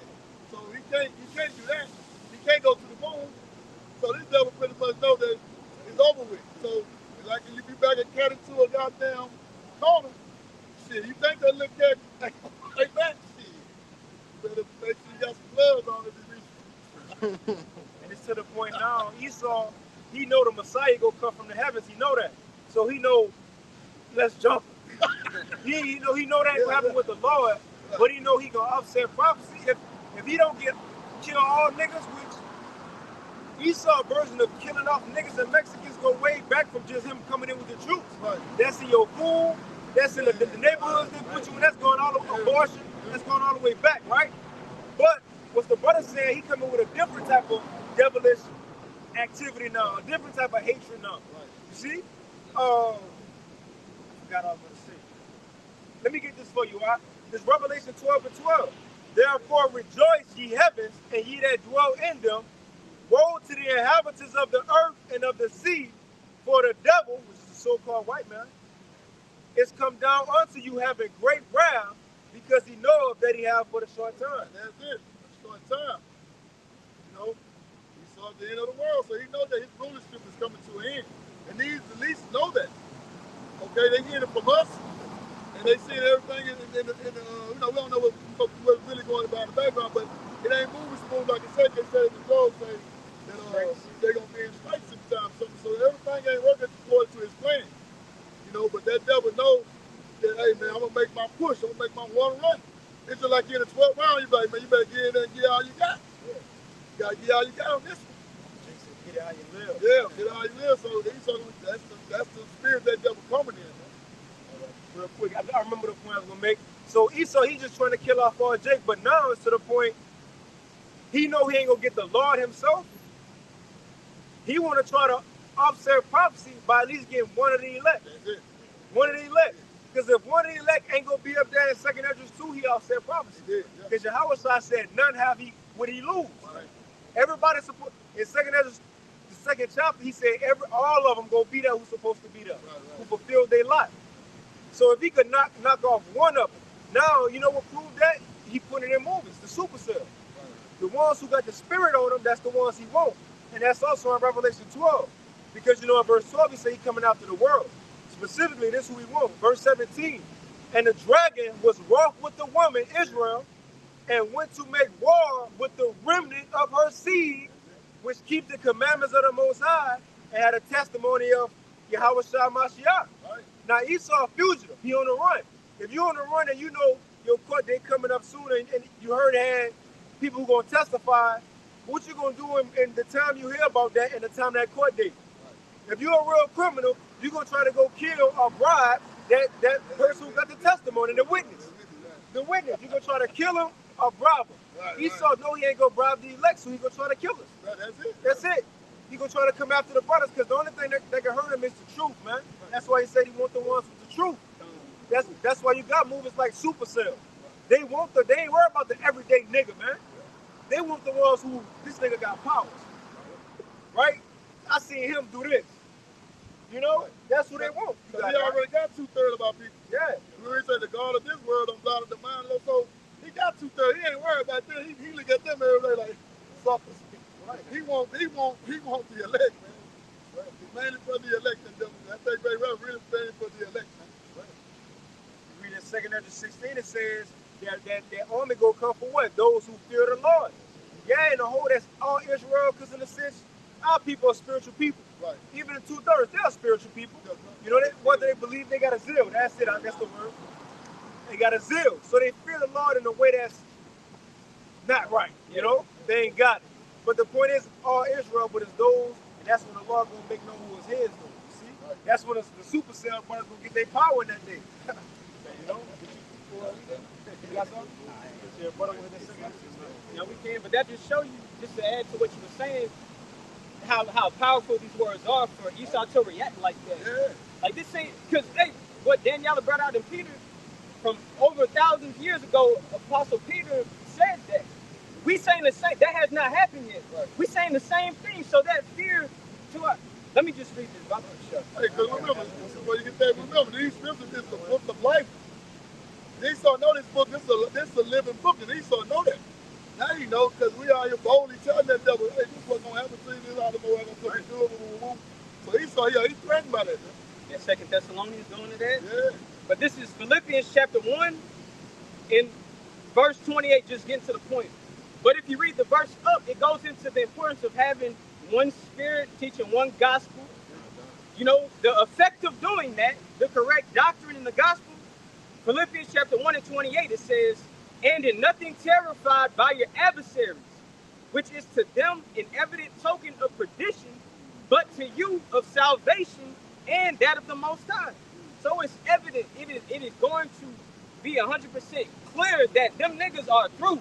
They're going to be destroyed, man. But unto us it says salvation. So that's just the point. These words are that powerful, where the elites, the rulers of this world, hey, they shit is about to come to an end, and they know it because the Lord are dealing with certain men, and they can't deny it, man. It's evident. Man, I'm looking for a scripture. I just read it, I think, yesterday or today. But you know how they say sticks and stones may break my bones. It's in Sirach. Sirach 28 on that. It's sticks and stones may break my bones, but words can never hurt me. That's bullshit. First, Hebrews, the brother get Hebrews 4 and 12. And 12. Whoever get it, Hebrews 4 and 12. Can you get it in the NLT too, Bible? But it's a Sirach, man. That was a good precept for it. But it pretty much going to how talk can hurt you. But whoever got the Hebrews chapter 4 and verse 12 in the NLT. For the word of the Most High is alive and powerful. It is sharpened than the sharpest two-edged sword, cutting between soul and spirit, between joints and marrow. It exposes your innermost thoughts and desires. So that's the word, cutting, man. That's what the word do, it cuts you, man. Hey, so like you found read that. Hey, start one up. Because look, they say sticks and stones may break my bones, but words can never hurt me. Let's see what the Bible says. You got it out. All right, this is Sirach, known as Ecclesiasticus 28 and 16. Whoso hearken unto it shall never find rest, and never dwell quietly. Right, that's talking about going into slander, people talking about you or lying about you. If you pay attention to that, you always, be at unease. You're going to be worried about the wrong stuff. But it's going to go on, that's why it's going to say what it's going to say in the next verse. Because if people talk, right? We're going to see what talk can do. You got it out. Verse 17. The stroke of the whip maketh marks in the flesh, but the stroke of the tongue breaketh the bone. Mm-hmm. The stroke of the tongue breaketh the bones. Can it put us in the GMT? It's 28 and 17. Come. You can read it again now? Come. This is Rock 28 and 17. The stroke of the whip maketh marks in the flesh, but the stroke of the tongue breaketh the bone. And you know what? That's to tell you it's still internal. It's an internal effect. Because it says whips on the flesh, but this gonna break your bones internal. Just like that bone and marrow, you gonna get cut inwardly, man. That was the law you got it on. This is Sirach chapter 28 and verse 17 in the GNT. It says, a whip can raise a welt, but a vicious tongue can break bones. Come on, man. Sticks and stones may break your bones, but the law words, they gonna hurt too. They gonna break you too, man. And that's why people got a problem with what the prophet's saying. Because you literally have people who they end all be all is America.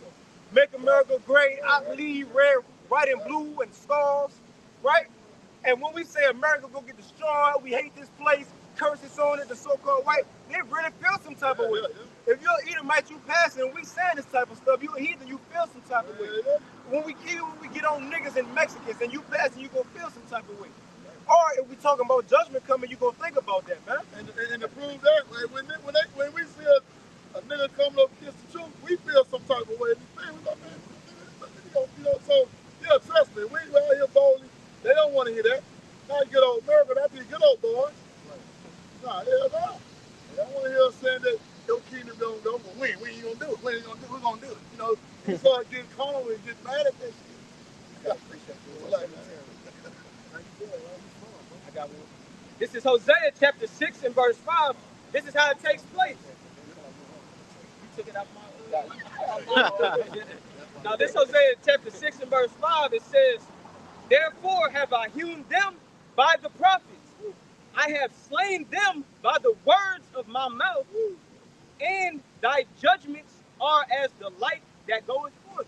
That's how they get cut. That's the effect of the prophets, and that's the effect, ultimately, the words of the Lord, man. And hewn, it cuts it down. I got it. This is Proverbs 18 and verse 21. Death and life are in the power of the tongue, and they that love it shall eat the fruit thereof.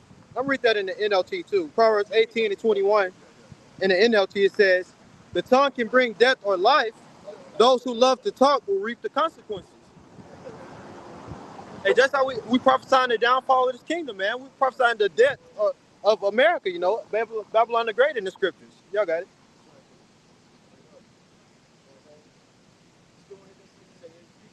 Yeah, we in a time, man. And look, we can just read it and brother can chime in. You wanted it in the GNT. Now, this is what we was talking about earlier, how it's a script. This is where they get the movies from. The movies like The Road, the movies like The Purge, the movies like The Book of Eli. This is where they get stuff like that from, man. That's going to happen in these last days. They get it from the Bible. You got it, bro. And we're going to just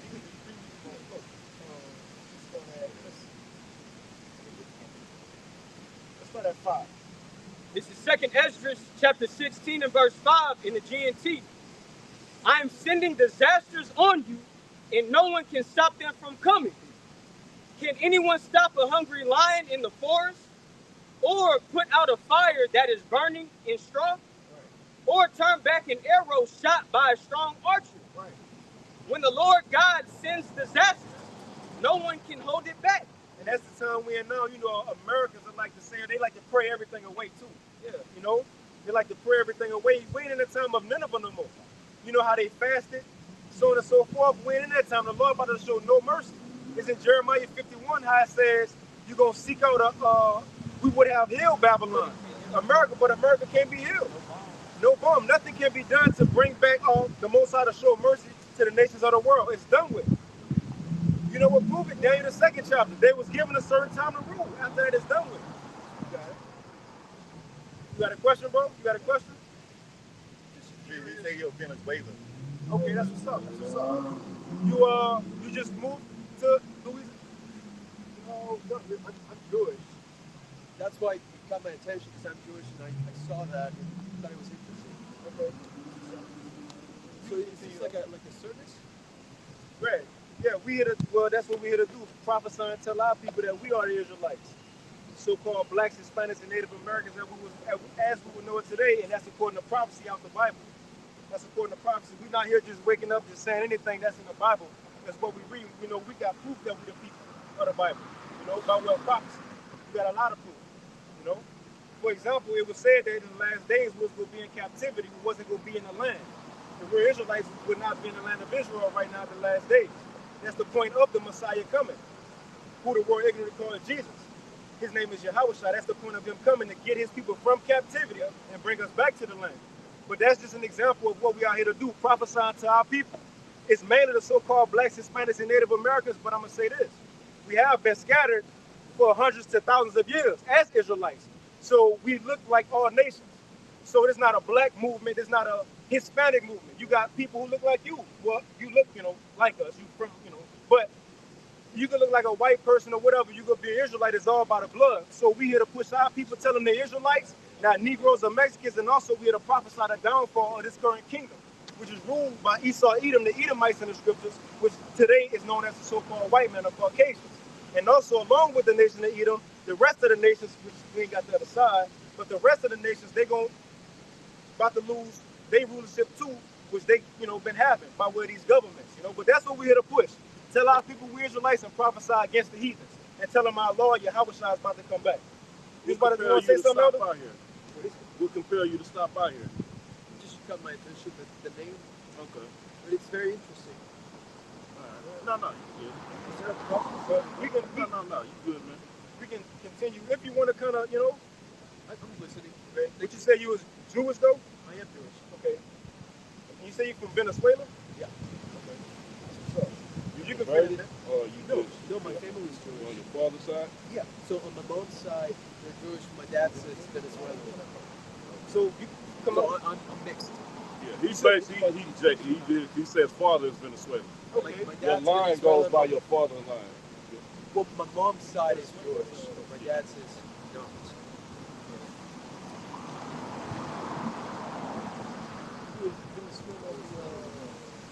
So Venezuela is next to Colombia, so So you would be the tribe of Asher? The tribe of Asher. Colombia to Uruguay, you would be the tribe of Asher. Because again, like we were saying, this is not a Negro thing, But, so again, you got Central and South America now. We got people all over the world, but the main bulk of our people, while we in North, Central, and South America, by way of slavery, You had 1492, the conquistadors shipping our people, Central and South America, and also the transatlantic slave trade that happened with the Africans, the Hamites, with our people giving them to Esau, the white man bringing us over here to America, So again, you said your father is Jewish? my mom. Your mom is Jewish. Okay, well, it goes by the father. I got it. You got it. This is Numbers chapter 1 and verse 18. And they assembled all the congregation together on the first day of the second month. And they declared their pedigrees after their families. Which your pedigree is your lineage, by way of your blood, sperm line, got it. So it says they declared their pedigree. This is how you follow your lineage. And they declared their pedigrees after their families by the house of their fathers. By the house of their fathers, So you are what your father is. And again, you said your father is Venezuelan, which, I'm not sure what your mother is either, but you're Israelite, bro. Whether you believe in that. And I'm going to say this too. We can't just say just because you're from Venezuela, you're Israelite. Because you might not be. You might not be. Because you got people who look like us, Negroes. And remember, we've been scattered to the four corners. For example, I'm going to give you an example. In slavery, you had a slave master go rape a so-called black woman. And they'll have a child. And the child will come out looking light-skinned and everything, looking black. But guess who his father is? He will be a so-called white man. So just because you look like us don't make you West either. I'm going to say that. Or just because you look like another nation, you can't be an Israelite. Right. But you got any questions? Go up. What is that? This is Romans 8 and 16. It says, and that's also going to validate the point that the brother is making. It says, the Spirit itself bear witness with our spirit that we are the children of God. All right, so back up his point to allude to what he's saying, that you can't just base everything off of skin color. Whether someone appears to be, of a brown complexion or a light complexion. Because the analogy that he made, if that slave owner, he does that to that slave woman, down the line, if they continue to breed that way, then, by the Spirit. You know, if you resonate with this or not. You know? So let me ask you, what you believe in? Like, what's your faith? What's your belief? Jewish. So you believe in the Talmud, the Torah, the Talmud. Torah, the Talmud. Okay, so you believe the people over there in the land right now are the actual people of the Lord, right? The Israelites. The Israelites, yeah. You have any proof to back that claim up? Because it's the thing, like, we have a lot of people come up to us and ask, you know, what we doing and do we have proof? And if you want to, we can like prove by prophecy, because it's not just we saying anything that we the people that line up with us and how the people over there, they don't fit what the Bible say the Israelites will be doing in the last days. But would you have any example that you can back up to say like these are the people that's there now in the land, or to show that y'all Israelites? Because I believe they declared the state of Israel in 1948 with the Balfour Declaration. That's nowhere in the Bible. There's nowhere in prophecy that was going to happen, that the Lord people was going to go back to the land by way of a paper. You know? I mean, but you have any proof that y'all the people? Or you just kind of just taught that? I'm not the most religious person. I don't really know. I couldn't answer that question. Okay, it's fine. This is actually, it's all good. But that's what we teach, and that's the truth. The people over in the land, the people they say they're Jewish, that's not the real. And they say Jews. That's just one tribe. That's the tribe of Judah. Jew is short for Judah. Now, at one point in time, you had Judah, Benjamin, and Levi together. So you might have at times in the Bible when it say Judah, it could be mentioning these three tribes. But Jew is just a short for the tribe of Judah. This is another thing. Y'all say y'all the Jews, but it will be just three tribes. Where the other tribes at? Where's Issachar, Zebulon? Y'all just say I'm Judah or Levi or Levi. Like, where the other tribes at today? You know, but see, stuff like that is proof on how the people who say they are Jews today, they can't be the people. It don't line up. You know, it don't line up. You want to say something? No. Yeah, okay, fine. But y'all brothers have anything? If not, we can finish with the second of the 16. You know? But if you got any questions, bro, feel free to ask. Where can I? You have like a YouTube page? Yeah, GMS Houston. Yeah, you could type it on YouTube. It's GMS Houston. GMS Houston. That's our first, campaign. Thank you. You got it, bro. This is back in 2nd Esdras, chapter 16. Yeah, you can start. You can go to let's start at 17. Let's go to 17. This is back in 2nd Esdras, chapter 16, and verse 17 in the GNT. I'm doomed. Who will rescue me in those days? Now think about this. This is a prophet, Esdras. And he got visions of things that was going to happen in our time. Now, mind you, he got scared when he seen these visions. He said, I'm doomed. Who going to deliver me? That's to show you how much fear he had, and he just seen a vision. Before this, he was told angels were sent to him, and he was told by angels, the Lord must love you because he's showing you things he don't show regular men. Right. So even for Esdras to be told all this, he still said, who gonna save me? That's to show you it's that serious. You got it, bro. Verse 18, troubles will come, and many people will groan. Famine will come, and many will die. Wars will come, and the world powers will tremble. Disasters will come, and every... Real quick, that got to be heavy. For the world powers to tremble. Right. All right? What do the nations fear? They don't fear shit. Right. All right? They control everything, man. All right? They sit down, they have the nations get together, and they sit back and implement different sanctions throughout the world. All right? Put it in different legislations globally. Okay, but they sit on a high horse up there, man. So this vision is very heavy for all the nations to tremble. All right? That's the power in which we believe in, Yahweh Shem Yahushai. All right? Coming to strike fear in the earth, man. To know that y'all don't run shit. Right. All right? Y'all was put in position for a certain time, all right, to fulfill my Father's will. You don't have no power. Right. All right? And it's being stripped. All right? You go into Job 8th chapter. All right, talks about the light of the wicked. All right, being put out. That's talking about Esau. So what are the other nations? Esau's on top. So everybody, all these nations are getting weaker and weaker, man. Okay? That's why they jockeying for position and getting ready for World War III, which the scripture is going into, man. You gonna know Harari ain't gonna be talking that shit that day. Yeah. Second Ezra chapter 16 and 18 in the GNT. Troubles will come, and many people will groan. Famine will come, and many will die. Wars will come, and the world powers will tremble. Disasters will come, and everyone will be terrified. Right, got it. What will people do when these disasters come? And that's what kind of we were speaking on earlier. What people really gonna do who don't have the Lord in their day? It's gonna be nowhere to run, nowhere to hide, man.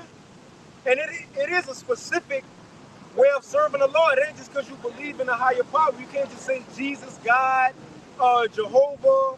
Allah. It's a specific name. You have to use a specific way. And believe in it. Yep. And believe. Just to, not like that. Hey, real quick. Hey, excuse me. Do you know the true name of the Lord? As serious as that. Because according to the scriptures, you're going to have to call on those names in order to be exempt from these judgments that's taking place. So just for an example, it ain't too many people on this earth that actually know the name of the Lord nor believe in it, man. Just and the Spirit always bears witness, as we was going on to. The Lord just revealed something again, man. But just to make that point, not too many people have it. But so like people, hey, the scripture says that the Lord's name is a strong tower and a righteous run into and are safe. You know, to your point. So it's a lot of people that are not going to be safe and are going to be subject to what death. And that's going to show you their knowledge that they got according to this world ain't going to fucking stand. Your mommy don't make you a chosen person of the Lord. Neither does your daddy, bro. You're not Jewish. Just it shows you the wisdom and the pride that they got and the arrogancy that they got right now before these troubles come. When the troubles come, it ain't going to be no fucking going against what the prophets have been saying, what the Lord gave them to say. The words of the Lord are going to stand, man. And what happened? You walked off because he don't have it. He does not have it. He couldn't even tell us about his own. He ain't had no belief. Like the elder said, he didn't have no belief. Come over here, you said all that, but you don't even know what's going on. You don't know He nothing. walked up here so proudly. But Salaki, brother. You got to come to the smaller camp and say something. Yeah, first he tried to go to Alawat. Yeah, like, but you got a question or something, but you got it, huh? Second Ezra chapter 16 and verse 19 in the GNT. So continuing on, as it mentioned at the end of verse 18, it says, what will people do when these disasters come? Right. Verse 19, famine, epidemics. Epidemics, we seeing that now. Troubles. When you go into the word epidemic, it says, and epidemic is the rapid spread of a disease to a large number of hosts in a given population within a short period of time. We seeing that. That's what's happening. They talking about the mpox, the bird FLU. They brought back the death plague. We don't got the article freaking account, but all of that's epidemics. The CV supposed to come back. Right. Lockdowns, that's happening. And I was just watching the news like that. It was, someone was diagnosed with all the MP.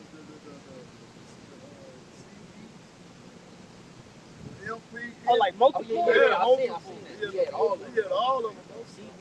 Yeah, I'm like, God. Yeah, HIV. I'm like, oh shit. Woo.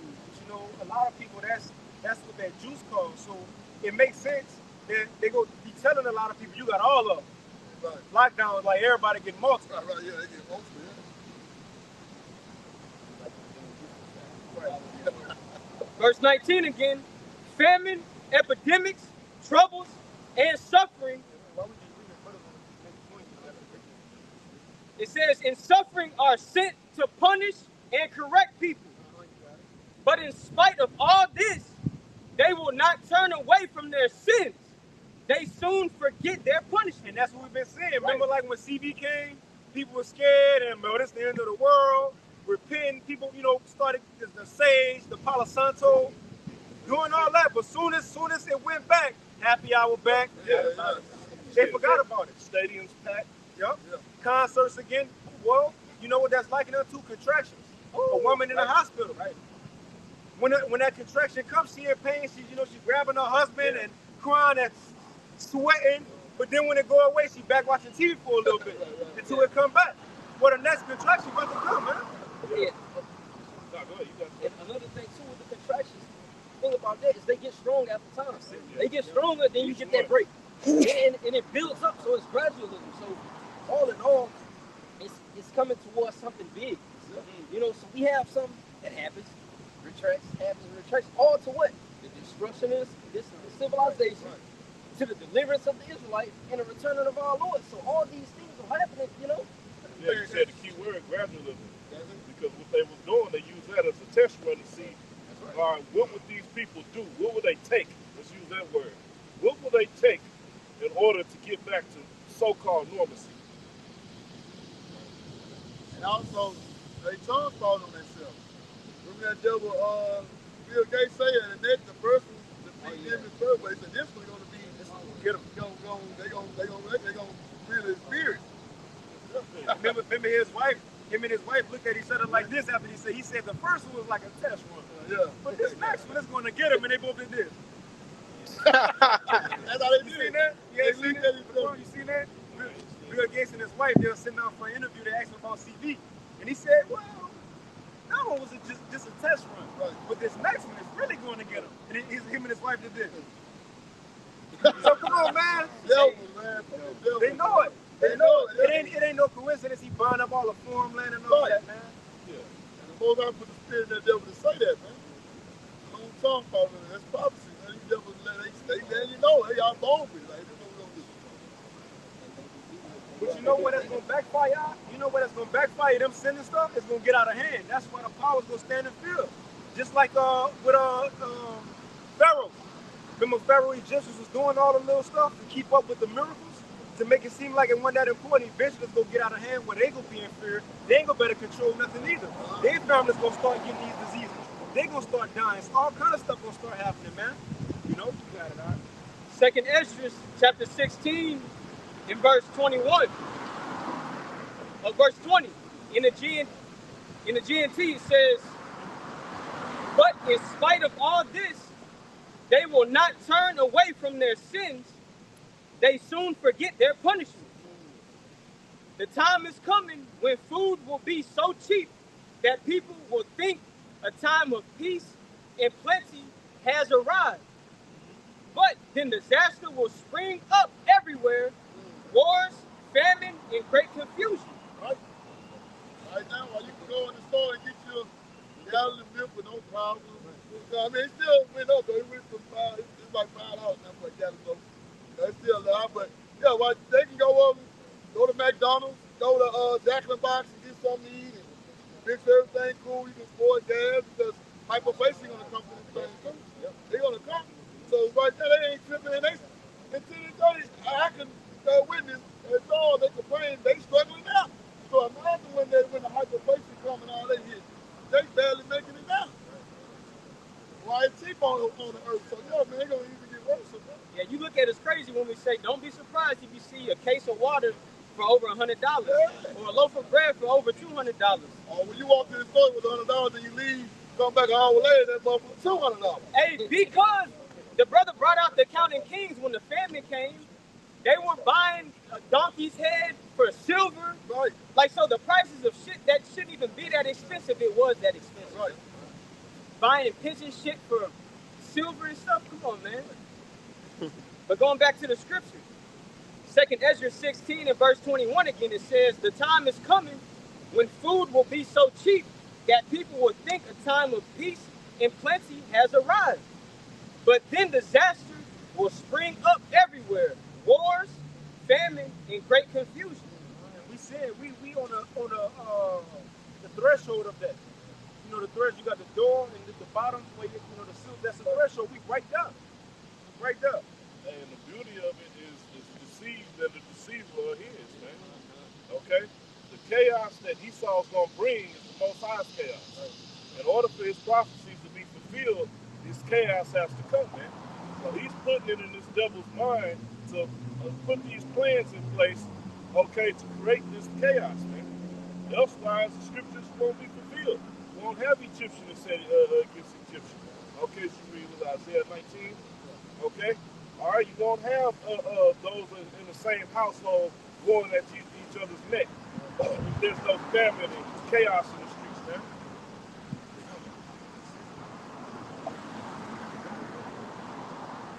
Verse 22, many people on earth will starve to death. Right, they already said in I forgot said on the Thursday Live last night. Sudan. In Sudan, they said over 2 million people expected to die of starvation in Sudan in September. No, starting in September. That's 2 weeks from now. Hey, but the wicked ain't ruling. Come on, man. These motherfuckers watch, because I get irritated watching the Discovery Channel, which I love doing, but they'll sit there and just record an animal dying. A baby animal stuck in the mud. They just record it. Oh, he's separated from the pack. Maybe one day before he's going to have to go. They'll sit back and watch a whole nation of people fucking die of starvation and have the resources to save them. Yep. You're doing a great job. You're doing a great job being a perfect devil, man. Many people on earth will starve to death, and those who escape starvation will be killed in war. Right. Hey, well, that's like that Amos. You run from the lion. Right, so you running, you find a piece of bread, you ate it, you good. But, and what it say next? Verse 23, their corpses will be thrown out. It says, but you're going to be killed in war. And now, if you don't get shipped overseas and go fight in war, what's going to happen? It's a such thing as a civil war. You look, you ate, but the Lord have a nigga come, turn your TV off. What's the dude? Turn your TV off, man. Right? You got it, all right? Yeah, watch the sniper. What's the nigga name? That's not Campbell. Yeah. No, but this ain't gonna be like what was that? Batman and Dark Knight. It's not gonna just be two groups clashing and running at each other. No, it's gonna be just a fucking dog eat dog, man. It's not gonna be an organized civil war, one side against the other. You're gonna have left wing, moles, straight, this race, that race, this group, that group. Just everybody just fucking at each other's neck, trying to survive, man. All right, to get to the point to where you say I'm about to eat somebody, you're in a bad fucking state, man. But the Most High is gonna unleash that spirit in people's mind to just get ruthless, man. All right. There was a show that used to be on, I want to say AE. One of them, but it was a show was called Sons of Guns. And shit. What's that? Huh? No, it was an actual real show where they were basically, it was about guns, weaponry, and just going to different gun shops throughout the country and seeing Esau integrating guns. You had one Edomite, this motherfucker integrated an AK-47 into a sniper rifle. So you had the precision of a sniper rifle with a fucking AK. And the show was called Sons of Guns. It wasn't just like a TV show. They was really doing this shit. One Edomite mounted a Gatling gun on a little ass Ford Ranger truck. What the fuck you think they gonna do with that shit, man? Yeah. They gonna go hunting for niggas. Spits and wet things. And just laying back off you, that's why reading this account in verse 17, that's why the prophet Ezra made mention of woe is me, who go deliver me in those days. Right. So saw all that. he saw how it went down, and that's a man of the Lord. So how much more somebody without that? Right. And he seen the vision, he wasn't even there like that. Second Ezra chapter 16 in verse 22, many people on earth will starve to death, and those who escape starvation will be killed in war. Their corpses will be thrown out like garbage, and there will be no one left to comfort the living. No more funerals. Yeah. For what? Who about to gather over here? Who gonna sell prayer over the body? First, who even gonna put the people in the what's the shit called? The casket. Who gonna do the makeup? They do the makeup and fill the body. Who gonna do that? Nobody. You know why? Because when somebody died, it ain't gonna be no time to get over and cry and say, no, you gotta run for your life still. You gotta stay there. Ain't no time no more. You got it. I know Also, you got too, it. it's gonna be normalized. That's You right. constantly, you constantly seeing death at a high rate, day after day. I mean, you're gonna be desensitized. Yeah, you adapt to it. All the so-called conspiracy theories. All right, you got to think about this. When YouTube first hit, that's when the NWO thing started moving. That's pretty much what like got a lot of brothers into this was the fear of Esau's plans, man. Okay, that's when you would have all these videos of the concentration camps, and they would have these coffins that could fit multiple bodies in one. Big black, it wasn't like a regular coffin, it was like a big ass black container, and they could fit multiple bodies in the shit. But now, like, they didn't normalize that. Oh, that shit, no, they ain't doing that shit. There was a point people were talking about that, man. They got these coffins, they got concentration camps, all these things, but now it's like, oh, well, that shit ain't real. They don't even think about it. When you read that, that's the first thing popped in my head was them coffins, man. And I'm talking about they had them stacked up. I'm talking about thousands and thousands of them, bro. And that's just in one location. So a few years ago, they had all them guillotines and all of those disposable body bags. What happened to that? What happened to that? Yeah, you got to have a contract with China. Have China mass producing these guillotines, man. Back in verse 23, the earth will be deserted and its cities demolished. There will be no one left to plow the land or plant it. Right, see what we were saying earlier. Esau ain't gonna be out here weed eating no more. That's gonna be done with. You know, the lawns keeping the roots and weeds from growing over. Ain't nobody gonna be out here doing that no more, man. In America. Right, in Just America. to put it in perspective, because the scripture says, saying the earth, somehow the earth's gonna be destroyed. No, the earth is gonna be beautified. But this place,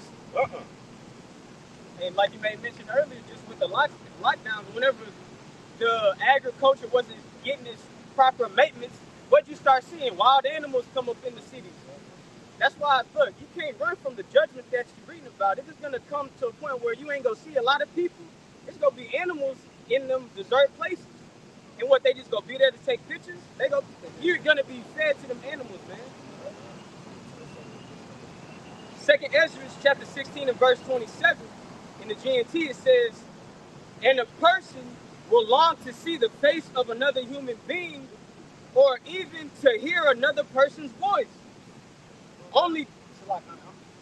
This is a movie script, huh? Yeah. This is every movie script. Oh, you was here before we said that? Yep. Nah, that's a spirit thing. That's confirmation. Wait, that's confirmation. I thought you was here. We've been saying that. That's why we've been reading. He said That's it's what a we said. script. Was like, man, it's a script. They thought he'd give us. That's a spirit. And folks serve the purpose, man. Hey, everything is balanced. Verse 27, and a person will long to see the face of another human being or even to hear another person's voice. And that's going to be a day of your calamity. You're going to be by yourself seeking to see another person or just to hear a voice. And if you do, what the fuck is that voice going to do for you if it ain't specifically a man that has the words of Yahweh Bashim Yahushua or mercy and attached to that? Why you ain't? Because one, in the city's gonna be locked down. The cities, troops gonna be here, camps gonna be set up, people gonna be dead. You gonna have people ran to the mountains. You know, so a lot of stuff gonna be going on, right? People gonna be trying to hide out. So that's why. And nobody gonna have no answers. You got it, bro. And watch this similitude the Lord gonna give. You got it. Verse 25, trees will bear their fruit, but there will be no one left to pick it. You can go to 28. Verse 28, only 10 will be left out of a whole city. And in the countryside, only 2 who have hidden in the forest or in caves. See, they gonna be doing that, going hide, like the roll, Book of Eli. You got it. When an olive grove is harvested. Now check this similitude out. Who's seen the last purge with the Negroes in Staten Island? Not the last one. It was called the first purge. It was the second to last one that came out. Yeah, but it was called the first purge. The first purge. Because it went back in time to show when they first implemented the experiment, which they tested it out on Jake in the projects. Yeah. Y'all brother seen that? Remember at the end, they was in the apartment, and Esau came up with the troops. Yeah. Anybody they seen, they sprayed them. They laid them down. Read this, huh? Verse 29, When an olive grove is harvested, 3 or 4 olives may be left on each tree. Wow, that's in the law to leave some for the poor. You got it. When grapes in a vineyard are picked, a few bunches may be left even by those who look carefully. So you get that, right? Olives gonna be left, a few gonna be left for grapes. Watch what the Lord said that. Verse 31. This is how it will be in those days. 3 or 4 will be Salaki, 3 or 4 will be missed by the soldiers who search through the houses to kill everyone. That's in that movie. At the end, that's the apartment they ran in. He had the dude coming with the leather suit. Yeah. Right there was shooting everybody, man. They got that from right here. This is when Esau gonna show no mercy. Anybody he see moving, he gonna shoot him. And those were foreign mercenaries too. They hired foreign mercenaries to really incite the riots. When it got lawless, Jake just threw block parties. They say, no, we gotta get people to kill. Show you, this is a peaceable people, man. And like the elder just said, he said this is the Heavenly Father using these devils to do that. So I wanted to get that, and I want to get this in Isaiah chapter 10 and verse 5. O Assyrian, the Assyrian represent these devils today, Esau, okay? The rod of my anger and the staff in their hand is my indignation, is righteous anger, okay? He's always, go ahead. So like what you say, it said the staff is in. Isaiah 10 verse 5. O Assyrian, the rod of my anger and the staff in their hand is my indignation. So it said the rod of mine anger and the staff in their hand is mine indignation. Just to make that point. The Lord has certain nations set up and people in this context going into Edomites. He has you set up specifically for that purpose. Right. That's why we suffering and going through the shit that we go through now. Because like we were going into it, they just brought out, hey, they gonna spare none, right? So verse 6 said, I will send him against a hypocritical nation. And that's you Israelites, man. Okay, he said, and against the people of my wrath, where I give him a charge to take spoil, to take prey, and here's the point, to tread them down like the mire of the streets. The Lord gonna show.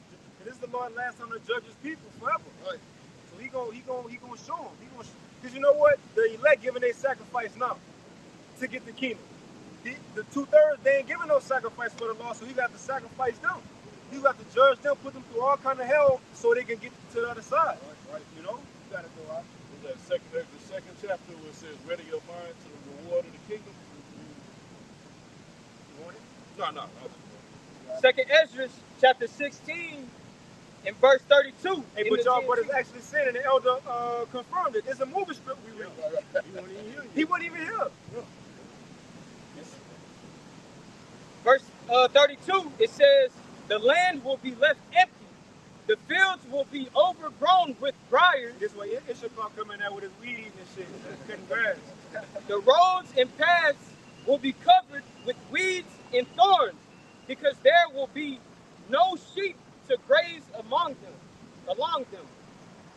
Young women will be in mourning because there is no one to marry them. Why, huh? Shit, they gonna be dead. Who they gonna marry? Them. Like, no, that's it.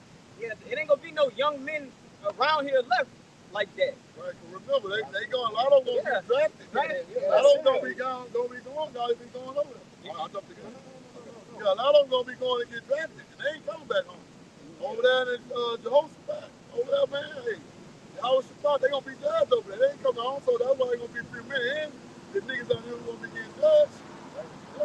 That's gonna kick off a lot of civil war right there, because a lot of people they gonna fight. That's a lot of American citizens they gonna give their children up to the military, man. Right. You got verse 33 now? Done.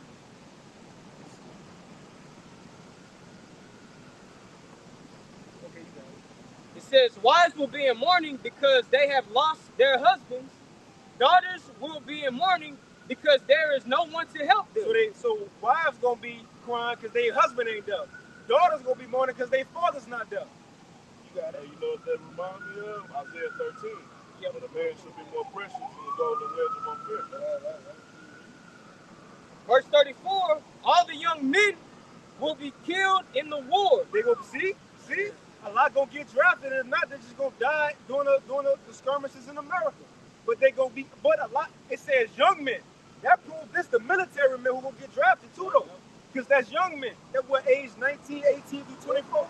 I believe that's young men. Yeah, your mighty men should be as women. Ain't gonna be no mighty men. You gonna have little dipsqueaks that been playing Call of Duty, getting tossed out there on the battlefield, man. Hey, real quick too, from reading all of this, is all type of different avenues that the war can take to kill these niggas, bro. You know what I'm saying? So all in all, bro, it's really no safety, no secure aid for them, bro. Have the ears of protection. You know what I'm saying? That's it.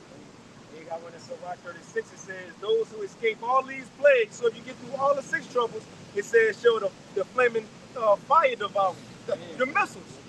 So the Lord will have a lot of people get through the 6 troubles too, but then the missiles, then what? You know, but we can wind it down on that 40.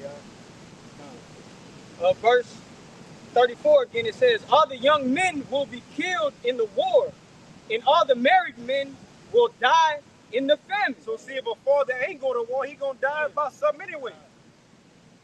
Now listen to my message, you people who serve the Lord. And it's a beautiful way to end it. Seeing all these things coming, the Lord said, look, get this out. Get this out. You got it, bro. Verse 36, it is the Lord's message, so receive it and believe what he says. The disasters are approaching rapidly, and they will not be delayed. The disasters are approaching rapidly, and they will not be delayed. A woman in the 9th month of pregnancy may suffer labor pains for several hours, but when the time comes for the baby to be born, there is no longer any delay. Right. In the same way, just like that woman get the contractions, they get more painful. And you know what? They get closer together. Frequent. These plagues, yeah, CB was 4 years ago. The times we coming in, we ain't gonna better say, remember, man, 4 years ago. It's gonna be a year ago, then months from now, then weeks, then days, then shit gonna be happening every day, all day. Full blown Jacob's trouble. You got it, all right? a woman in the 9th month of her pregnancy may suffer. Verse 39, it says, in the same way, the disasters that are coming on the earth will not be delayed, and the world will groan when it is caught in its labor pains. So we right now, man. And they not slacking up, they coming. So seeing all this coming, you got it, bro. And this is it. Verse 40, listen to my message, my people. That's the 3rd time he told us within 5 scriptures. Listen to the message. That's why Isaiah 33 and 6 is important. Because when this word get taken away, when our hell breaks loose, we ain't gonna better call a brother, hey, what our prophecy this is? We ain't gonna better go on GMS declaring the end, GMS info doc to see what they gotta say about this event that just happened. Everything we know, we're gonna have to take that in Jacob's trouble until the Lord comes. We're gonna have to, yeah, that's why it's important to get it now, man. You gotta have your own oil, man. You can't run off of somebody else's oil. You gotta have it in yourself. Straight up, man. That's why says apply thine heart to my knowledge, man. You know, we have to use the scriptures in order to maneuver through that, man. In the book of Psalms, 119 and 50, it says, thy word is the comfort in mine affliction, man. You know what I'm saying? So, through the Jacob's trouble, man, it's gonna be a tough time. So what are we gonna use to navigate through that, man? You know? Hey, read Wisdom of Solomon, the 12th chapter, y'all brothers. Read that. I think it's 12 when how wisdom saved, Wisdom of Solomon, 10 or 12? It's 10. 10? Yeah, how wisdom saved our forefathers, man. It say, roughly paraphrasing, I think it say something along the lines of all these men were preserved through wisdom or something along those lines. But it goes to show forth and it hints on those accounts to show how wisdom brought them through, their trials. What they knew. And you know what? Because that's knowledge, what you know. But what they knew, in that time, they applied it. That was wisdom. That was wisdom. They used it. They used what they was taught. They applied what they was taught. What you got? Yeah, that's it. Wisdom of Solomon, 10. But that was wisdom. We know stuff, but who gonna apply to still live by it in those times when they get hard? That's who the Lord gonna get through those times. Revelation 3 and 10 says, thou hast kept the word of my patience. I'm gonna get you. Yahweh Shah said he gonna get us through our temptation. Why? Because you've been applying the wisdom still in the sufferings, man. You got it, out. Hey, so like you say you've still been applying the wisdom when you go into temptation. It goes back to the word pyramosis. It goes into the behind the one's fidelity. So your ability to stay loyal to the Lord through what all this, you know what I'm saying, and still apply that knowledge, just like in boxing, bro. Jake in the ring, if you constantly getting hit with the jab and you don't use the wisdom that you have to apply to, like, man, let me slip this jab, you fuck. You know what I'm saying? You gotta adjust, bro. You know, and apply what was, you know, what was learned. You know, that's something, man. I watched a fight the other day. It was Eubanks Jr. Eubanks Jr. Chris Eubanks Jr. He was fighting this dude. He ended his career in that fight. In the fight, the white boy from UK, proud as fuck. Guess who was in his corner? This from early on, 2008. Tyson Fury was in his fucking corner. But anyway, Eubanks Jr. was a Jake, right? He kept, same uppercut. He'll get like put his hands up, he'll get him, boom, uppercut. But the white dude had it just fucking to the point. This shit got swole. He had bleed in his head. After that, he done. He was done. But the point, he didn't counter. He didn't count in the adjust. And that's why the Lord telling us all this. So when hard times come, we can adjust. Because we was told ahead of time. Thinking not strange concerning the fiery trial, we was told ahead of time. Because watch what the Lord gonna say. You got it out. 2 Ezra 16 and 40 in the GMT. Listen to my message, my people, and get ready for the battle. Get ready for the battle. We're gonna read them. I'm gonna read in the KJV too. But get ready for the battle. Get the word first. And what's the next step? Now we know what's coming. Now get ready for all this to happen. Then Daniela brought it out earlier in 2 Peter, the 3rd chapter. That's where we at now. You got it, bro. Listen to my message, Salaki. Listen to my message, my people, and get ready for the battle. When the disasters come, you must live as people. Is not in this world. Right. And if your home ain't in this world, you ain't gonna have no care for nothing because it's not yours anyway. You're a temporary resident. And that's what we are, pilgrims. We're looking for a holy place. So whatever taken from us, we shouldn't care in these times. These people gonna worry. That's why the Lord told us ahead of time, prepare now, man. You know? But and the scripture always says this is not our rest though. So we understand it, man. We just passed through, man. Like, we serving out by captivity, but this is no baby, all about shit on the shop, man, and we just going through, this is not our rest, man. I was gonna say our treasures we seeking are in heaven. Alright, so what are we doing? The works that we putting in are geared towards those treasures, sending up those treasures, man. Okay, the rest of these people, they storing up their treasures. That's gonna be just fucking destroying, man. It's like we have no continuous here. See one to come. It's beautiful you said that because our nation is built up of pilgrims and journeymen. We always, at the beginning, were just walking around, setting up tents, taking the tent down. You know, the cloud will stop. Yahweh will set up the tent. This is the last plight, man, for our nation. This is the last walkthrough. And we just happened to walk through Edom, you know, when we came out. It's the last walkthrough. And it's done after this. You got it out the weekend, bro. God. 2 Ezra 16 and 40. Or 41. Oh, that's it. We getting it on 40. Yeah, we getting it on 40, bro. You know, but with that, Lord willing, the street speaking was edifying. But look, these things are coming. These things are coming. And look, faster than we may know it.